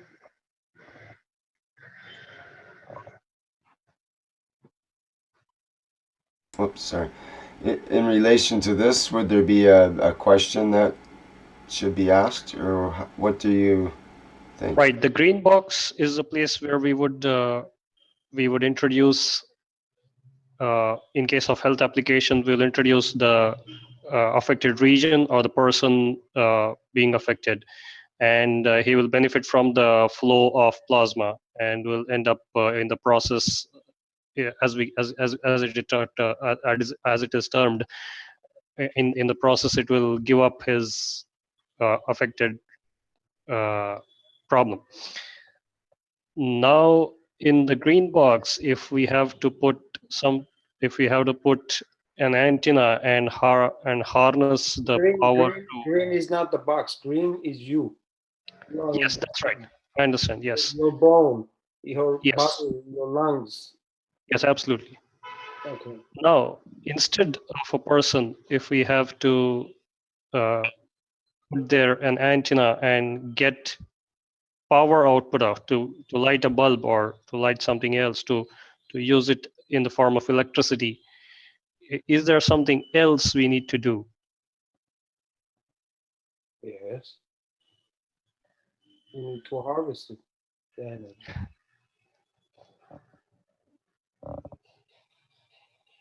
Right. So what's the conversion? How do we jump from plasma to electron? What do you mean, how to jump? Can you explain me what you mean, how to jump, or how to create that flow to harvest it? No, flow is created, right? Okay. In between these two. Okay. So we have a continuous flow, and from the plasma flow, we want to convert from plasma flow to electron flow in order to be able to use for our non-plasma electric devices. Okay. So just as we convert from AC to DC in terms As of electron. when we will release a blueprint, then you will see how easy it is to, you know, to understand how you can collect these fields actually and transfer it back to the matter state. You can convert it to the electricity. And truly, there is no limit if you understand. Because if demand, if your wires can hold, I don't know what appliances you are connected, that's the energy it will give. So you are absorbing. It's there. We know it. Every day our body absorbs, every day our planet absorbs. Now we are creating a plasmatic condition. Why you think it's not going to absorb? Everything works on this planet, everything life on this planet. How come? They're receiving the energy. Doesn't matter you converting with your eating or your physicality, but again, your skin is absorbing the rest of the 80%. You're converting, when you eat, you convert back to the plasmatic field that you can absorb in your lymph, water. So how you do that? How your body does that? How your body is converting back to the, like a matter, converting back to the plasma to absorb that field to stay alive. Right. The cells. So this is it's around you. You are doing it every single day.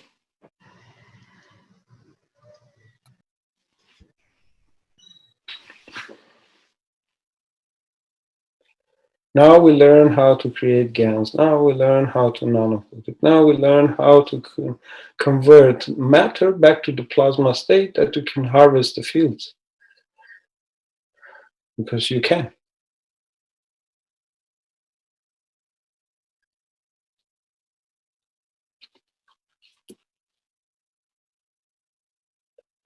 Just try to understand, everybody, not only you, everybody, what you're dealing with, how you can create the flow.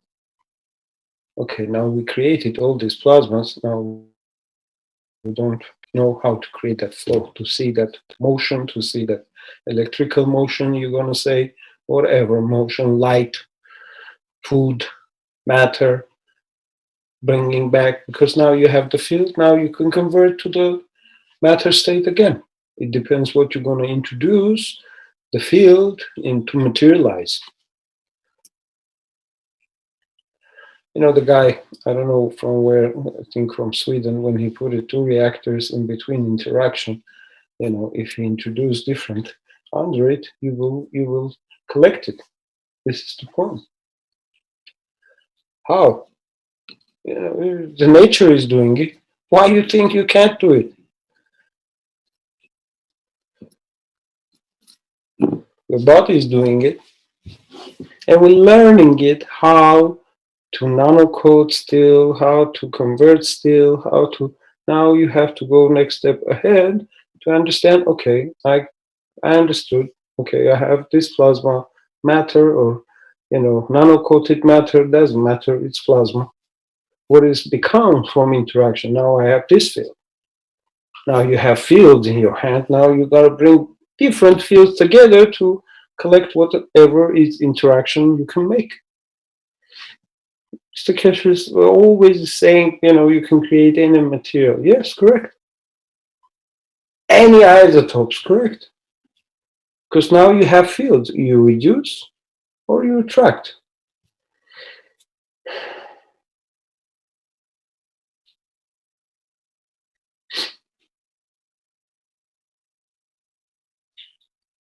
Just, try to understand, create patches, understand the flow, create, the environments that, you can help people.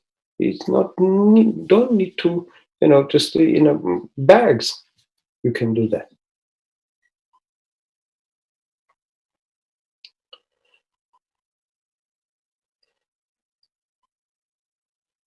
It's just nano-coat your, only outside of your patches. Just steam nano-coating, slight nano-coating. Change the condition on the top of the matter. Do not nano-coat inside. Just put your matter still in a GANS condition, because any GANS water you're going to put, it's already in a plasmatic condition. It becomes your body.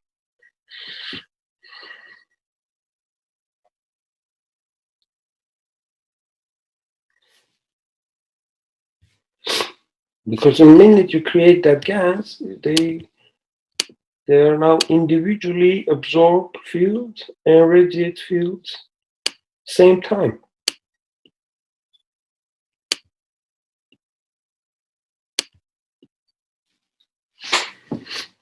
Now you have millions or billions of it. Now you pass it through the water. The water is carries it. That's why I said, when you have, one part of the water, and when you put in another part, dilute it, weaken it. But it's same.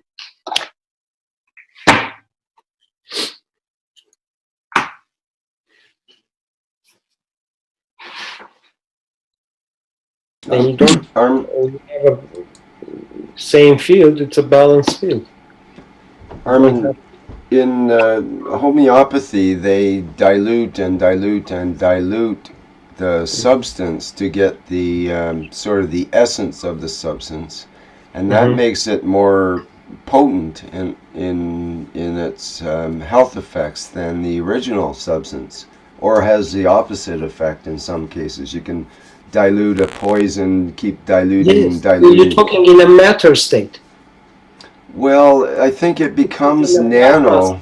But a minute you introduce a lower state, you lose some of it, correct? When you have a higher state, and you have a, let's say, matter state, lower state, if I put this water, which is more energetic than a regular water, so what I do, I dilute it. I pass this field to let's say 10 liter of, gallon of water, but this much of the field. Now I dilute it. In homeopathy, we dilute the matter. Mm-hmm.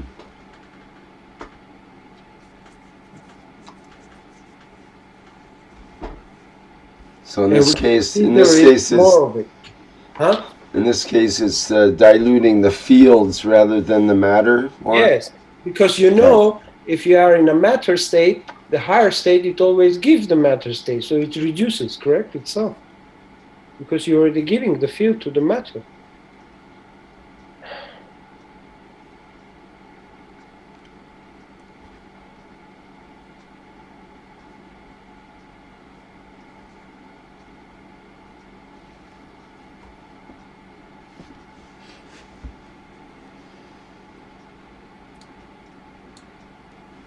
Okay.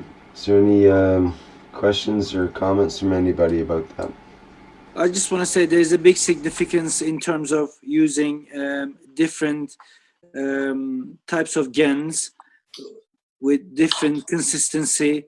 Makes a giant difference in terms of what you're doing.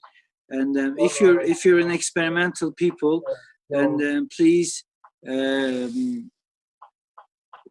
try it. Yes, it has to be experimented and sampled, the feeling of it, what it resonates to you.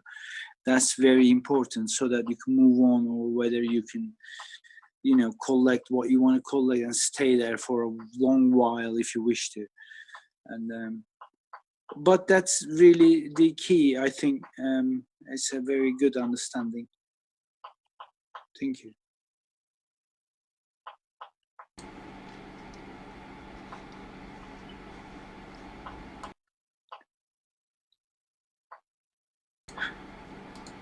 There's a comment from Paul in the chat.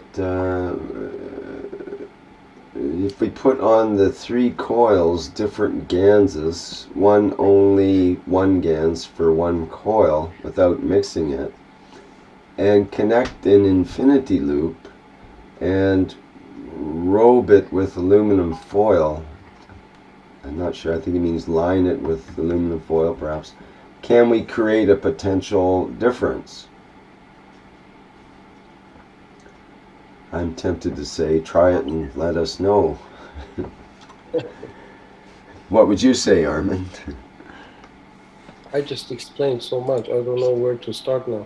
Yeah, I think probably. I would say, hi Armen, I'm in the background here. It's Guy.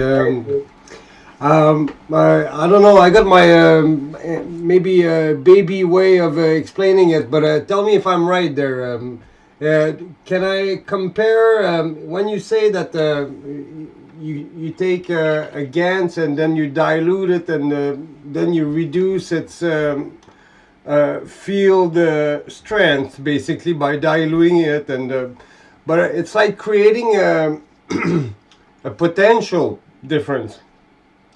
But can I assume that greater the potential and greater the strength, or like I see it like almost like a slope, greater the angle is a slope, greater it brings gravity with it, or it carries more, or?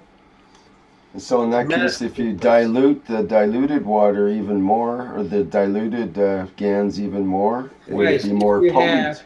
Let's Yeah, say that's what I mean. Potential The between them. potential. or this much of water. What's the difference between this and that?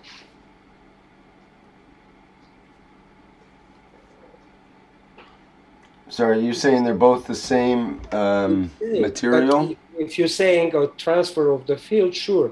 This, it will be more faster. Yeah. There's a volume difference as well. Correct. Oh yeah, good point. Okay, a volume difference too. Because 1 to 4, 1 to 8,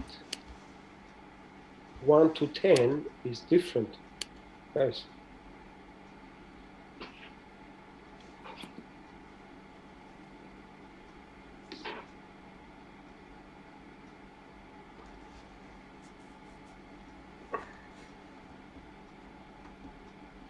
So I guess what Guy was saying, would the fields be stronger in between the one that's, say you have the one that's 1 to 4 example, and then you have the one that's 1 to 8 example. Is the one that's 1 to 8, that's more of a gradient, so does that mean the fields are stronger in between that one? And in that case, if it was 1,000, 1 to 1,000, would that be stronger still than the 1 to 4? Yeah, Correct. that was the question. I didn't know exactly how to say it properly. So what if it was 1 to like pure 1 water? to And 1,000 is more stronger. pardon me, sorry? 1 to 1,000. Is more stronger. Right. You see? Okay, so what if it's 1 to pure water? Wouldn't that be 1 to almost infinity or something? And or maybe What you is had pure water? Pure water, it's a hydrogen, correct, and oxygen. Mhm. Okay, if I add another field in here, let's say copper. Okay, now I have a strength in here, hydrogen, oxygen, and copper. So let's calculate. It's 116 and 63.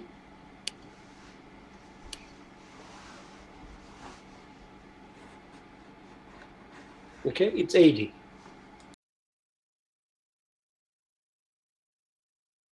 Now, if I have this bucket of 80 and 1 drop of 80, it's the same.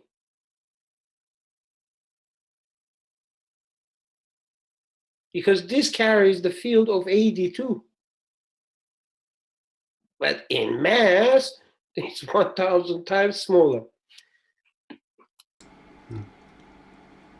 Yeah, but in terms of gradient, we're talking about dilution, right? So if you were to take that 1 drop on the right side and dilute it with 1,000 of water to make that 1/1,000th of the strength, and so you have the one on the left side is strength X, and the one on the right side is 1/1,000th of that strength, even though they're the same volume. Isn't that where the strength, the fields would be stronger in between because the gradient would be there? Gradient is your gap.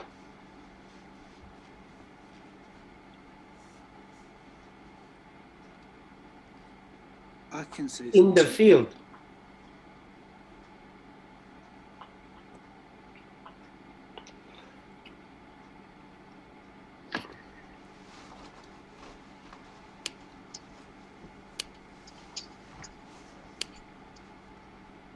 When we dilute something, If I put here, let's say zinc, copper oxide, and here too the same, but in a, let's say, ratio difference, correct?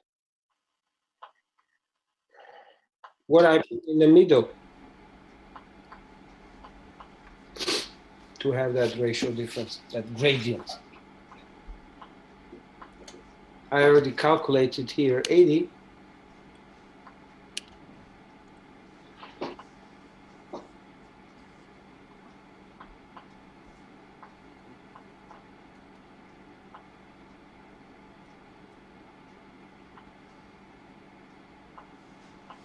correct me if I'm wrong, when you dilute something, they for instance, if you want to picture it, when you put a drop of water on an oil, it widens its capability, but the strength of it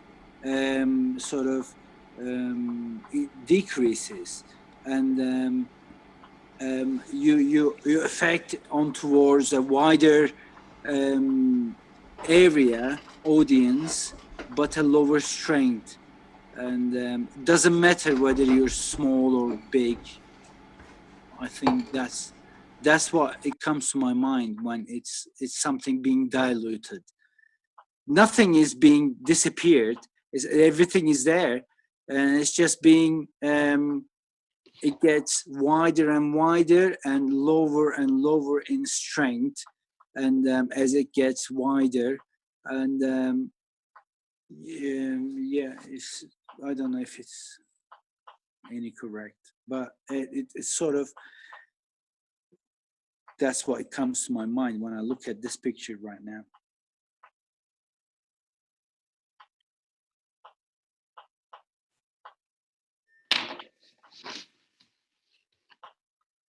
This is your homework. May I add something in here? Sure. There's another component to this in that water also picks up in tension, and that also will affect the gradient between the two waters as well. For instance, there's was a lot of research done about water with love and tension and fear. They're going to have different energies in them as well. That's going to affect the result as well. That's another factor to consider here. Meaning the water that you are diluting. Correct. Any water will pick up intention and will actually carry that energy with it. Actually, intention is a field. Correct. So that field strength will affect your dilution and your gradient as well. If I'm affecting. So does one's intention in the water get diluted with the dilution of the sorry, let's put it different. The intention in the GANS water, would that intention be diluted with the dilution of the GANS water with regular water? Or does the intention stay the same no matter where it goes? I think the intention stays the same from my experience. How strong is your intention? Is it enough to fill the ocean if you were to pour a bottle into the ocean? And why not if not? Plasma always take the containment. If you have a gas vacuum hold your container and put a little bit hydrogen gas in there, it's going to be the size of your container because you expanded it. Exactly. So depending on the quality, if your intention is as pure as hydrogen, then it would probably rapidly expand. In fact, it would probably rapidly expand beyond the limits of the atmosphere as hydrogen goes up normally. But it also dissipates in a room. It'll totally fill a room, not just go to the ceiling necessarily. So yeah, that's interesting idea. If our intention is on the matter level, then it'll just be, if we were to put some water and mix it in with the ocean, it would be a little bit of matter and in amongst a whole lot of other matter. But if our intention might be on a higher level, perhaps it could infiltrate directly through all the other molecules. Let's go different. Okay, water, we don't see it. Let's say if we have a gas. Okay, let's say here is the gas. Just forget about the water for now. If you have a gas, let's say if I pull this 10 milligram of the gas and I pull 1 milligram of the gas and then I put it in a sphere, correct? Or in a, what you call patches. If I put 10 milligram here and I fill it up with the water and I put 1 milligram here and I fill it up with the water, so which one is stronger?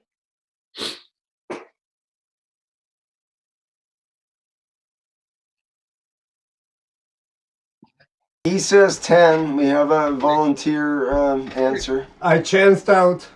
He's guessing. Okay, now we come, because gas we can measure. Okay, correct? We can Well, measure it with the unless syringe, unless or we were to look at it homeopathically, that makes things no, more potent when they get smaller. let's forget So we have to homeopathic. get okay. Let's Forget get rid of homeopathic. that idea first of all. Okay, Good, thank you. let's forget homeopathic. Let's come to the GANs. We have 100 milli of GANs here. Okay, we take 10 mil and put in one patch, and we put 1 mil in another patch, and we fill it up the water the same. 10 mil is going to be here, 1 mil is going to be, let's say, here of your GANs. Okay, I'm sorry with my drawings. So now this is 10 mil, this is 1. So which strength is higher? This one, correct? That's what Yes. we agree on that from this end of the sector of the country and world. Yes. So this is the ratio which we're talking about: 1 to 4, 1 to 8, 1 to 10. or 1 to 10.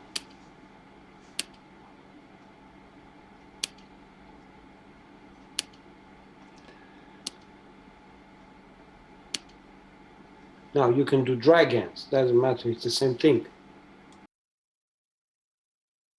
You can weight, let's say, okay, this is 10 grams, this is 1 gram. Put it in the water, now you carry the strength of the same, but in different strength.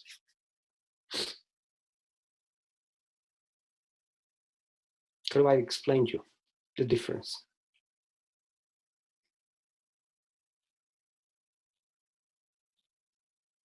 Hello? Excellent. Yes. Yeah, To I be think we able to got it now. establish the correct potential difference or the suggested potential difference, we need to be able to establish these correct ratios. Simple as that. As more is the strength, as faster it goes.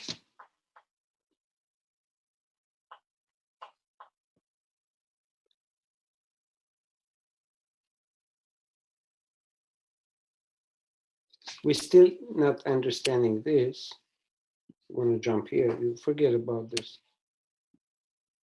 Consider it nowhere. 1 to 4 ratio.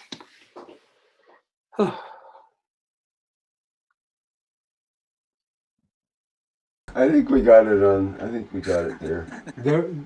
Pretty sure we got it. 1 to 4. I'm happy now. Stick with that. You got it, I'm happy. Well, it makes sense. It makes a lot of sense, actually. Everything has to make a sense to have a simple understanding. You don't need to complicate yourself.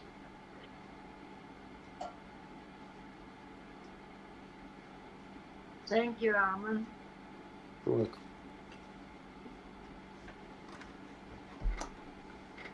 All right, we should probably wrap things up soon, but we'd like to see. I got you going another 2 hours where. And now we have some homework to do too, just to make sure that we all know that. Just do it. You know, you have to do it to understand it. I cannot make you understand. Absolutely, and it takes a bit what of. I found out, what I see, what I can do. You can do it too. So simple. Yeah, it's probably good to play around with some. You know, stuff a lot of and people try it. got lost. You know, got lost because of, you know, everybody's getting failures, this and that. You know, sometimes we don't understand. A lot of things we are busy in our usual life, so it takes a lot of energy from us to come to the point and sit down and to discuss like this, to understand, to share it, first of all, what we learned. Because a lot of people learn a lot of things, but still they keep repeating the same and the same and the same and the same, and there's no progress in that. Change a little bit, you know, understand differently, and you will see it, because it's there. Come on, no nature, you're looking at it and you already understand how the nature does, how your body does. So now you have to convert it back to the energy. You did it. Everybody's making GANs, trying different ways, but if you understand what you're doing, you can easily get to your point. Not because I did it, I show it. No, because I understood I did it, I show it. Mm-hmm. Different thing. Very good, Armen. But slowly. And if I could add into that, there is no such thing as failure. There's only feedback. And the only way you ever fail is if you quit. Go back. You just remember, always Mr. Keshe is saying, even you went somewhere and you consider you don't like that field, you think about your home, you are there. So, don't be afraid of trying, you know. A lot of people trying to discriminate this knowledge without an understanding or clue what they have in their hand. You know? And Yeah, with this new technology, we actually have to develop an understanding instead of just switch the switch on and just have it like we had gotten used to. And that's right. a new paradigm shift for a lot of people. Just to something in a matter level, we are correct. We done, you know, a lot of good things. You know, I'm not erasing everything. Yeah, we understood the matter. Okay, what's all of this matter, from where it comes, how it's been created, how we can convert this matter back to the field again. This is what we're learning. And when we have a field, it's a different story. Now we can create matter, whatever our needs are. Thank you very much for all you've done, Armen, and all your learning and teaching. We are there with Rick a long time, so I appreciate Rick that he can conduct this type of, you know, long-term video. It's been a while. It's been that we are about, over here to study and learn and to teach. I think it's 4 years here now. 4 years. So, and Armen, you were there at the beginning, I think, as far as I remember. Far back as I can remember, you were there, Armen. You remember the old days of the Keshe Plasma Reactor group? Back 4 years ago when we were youngsters in this field.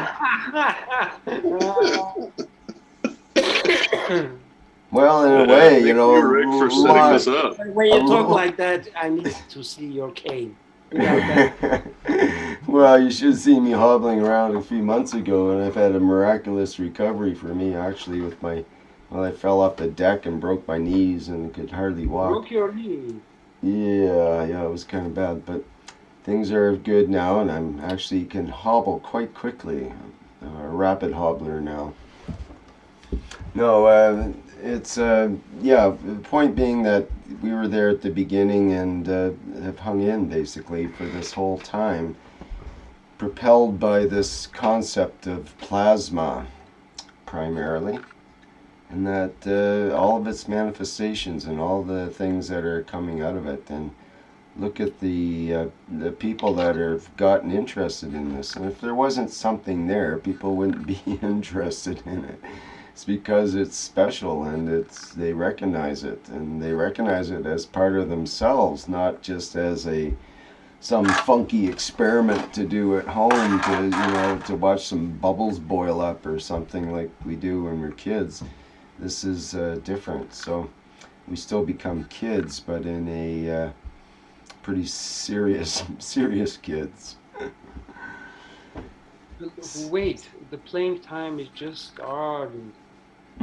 Yeah, this is the time that Tesla was talking about, where he mentioned that mankind would have the ability to actually make materials, make the elements, rather than manipulate them. And this is the difference between creating from a recipe from scratch and from the package and just ripping it open and doing it. In the past, the scientists have used the elements in the package and just thrown them together, and we call it chemistry and physics and so on. But now it's a little different. We're creating right from scratch the basic hydrogen and other elements perhaps, but hydrogen is so important because you can take any other element, slap a hydrogen onto it, and bond it, and you've created a new element actually for every hydrogen you stick on. Rick, you don't need if you understand what I explained about the oxides and what I explained about CH3. The oxides are here because of hydrogen. Our whole universe is 78% is hydrogen. Just understand the point. It's already predetermined. The field. So now, if you have certain materials on this planet, how to create a hydrogen field, this is given 2 years ago, 3 years ago, when we start to do GANs of CH3. But we didn't pay attention. We were playing with it. We're just having like fun to just come something new in your hand that you want to understand what is it. Why we create CO2, after 2 years, we understood when we start to calculate and see what's the interaction brought us. What zinc and copper interaction brought us to the point that we can absorb this field because it's around you. We create now plasmatic condition, and we create a plasmatic condition of iron, an interaction between zinc, copper and iron, we have CH3. You already have a carbon connection now. It's connected to your amino acid. You have already connected to oxide, any oxides, because you already have that CO2 connection in there. So just understand, in one hand, in one bowl or another bowl, or in one section or another section, you have to create that flow. And hydrogen, you have it. We all have it. Because I was doing it so many times and tried to understand it, why we have this interaction, why we create CH3. What is it? What it brought us to create the CH3? What interaction brought us to do? Because it's a field interaction. Sun interacts with Earth, it brings nitrogen in. On Saturn or on Mars, a different interaction, different materials. Anyway, guys, we can talk and talk and talk, but in talking in chip, we have to do certain things to show others, how it all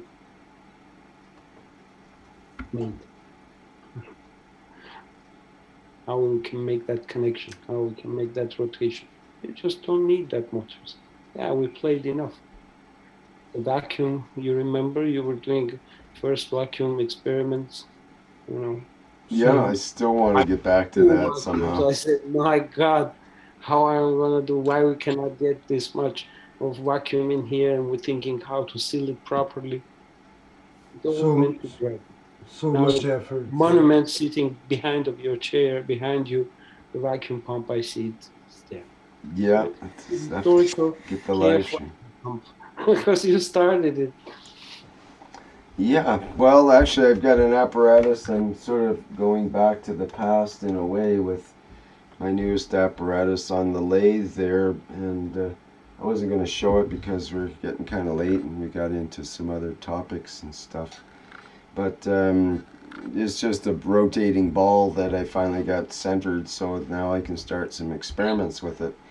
And a rotating ball, of course, it's got a motor, it rotates, but it's a sphere of water, and I'm interested in a rotating sphere of good plain old water, and specifically the micro bubble I can form in the center and hold it in the center of the bubble, and then manipulate that micro bubble of hydrogen and other gases that I will select, and do stuff with it to probe it and make it pulsate and dance and other effects. And meanwhile, the water itself can be different GANS waters to feed into and make new materials from that central little star that I wish to create in the center. So this is all stuff coming up and all ties back to different ideas all sort of coming together simultaneously. So our research goes in various directions, sort of depending where your heart lies in this stuff, because it can as Mr. Keshe, as I've said so many times, there's as Mr. Keshe said, there's as many reactors as there are stars in the universe, and we know now there's more than billions and more than trillions and billions of billions and more. And the more they look, the more they find, and it's getting a confusing world out there. We thought we knew it all, but we don't at all, and so it gives great opportunities for people to launch into whatever area of nano, GANs, plasma technology that you can handle in terms of understanding and in terms of what you are able to do in terms of gear and equipment and your own knowledge, and whether you even want any gear or equipment, because that's part of the lower ways of dealing with stuff anyway. You can go there direct with your very own bodies and not necessarily the physical. So anyway, that's probably all grounds for other day. I think we should probably wrap things up here and let Armen get some rest for the night, because he's delivered quite a bit here, getting through the dilution factor to us. That was very good, Armen. Thank you for that. Yeah, thank you, Armen. Thank you so much. It's a bless to be in between these genius people. It's just hearing a year ago I wasn't a genius. I wasn't considered myself anything, but now I think I'm part of you. You really take me in and respect one another. We all do that. I love you guys. Thank you so much. Yeah, I don't know if we're all geniuses or not, but maybe we've gone a step that we can bring the other people up to a normal level, let's say. That's maybe another way to look at it, because we haven't we haven't been normalized on this planet. We need to become normal, and normal is like the rest of the universe. You become telepathic, for example. That's normal. It's not normal to be untelepathic. It's not normal to be non-empathetic. It's not normal to stick your tailpipe in the face of the people behind you. This is what we need to normalize, humans. Let's get it together and get with the drill with the rest of the universe. You don't travel around the universe with the poo-poo of the people in front of you and sticking your nose in it. That's the way we like to do things so far as humans, but that's rapidly changing, thank goodness, and I'm very happy for that, for the enormous changes that have happened in the last decade or two. I just hope it will hurry up a little faster, because I'm not sure if I'm going to make it for the next decade or two, and I'd like to see some more changes go on.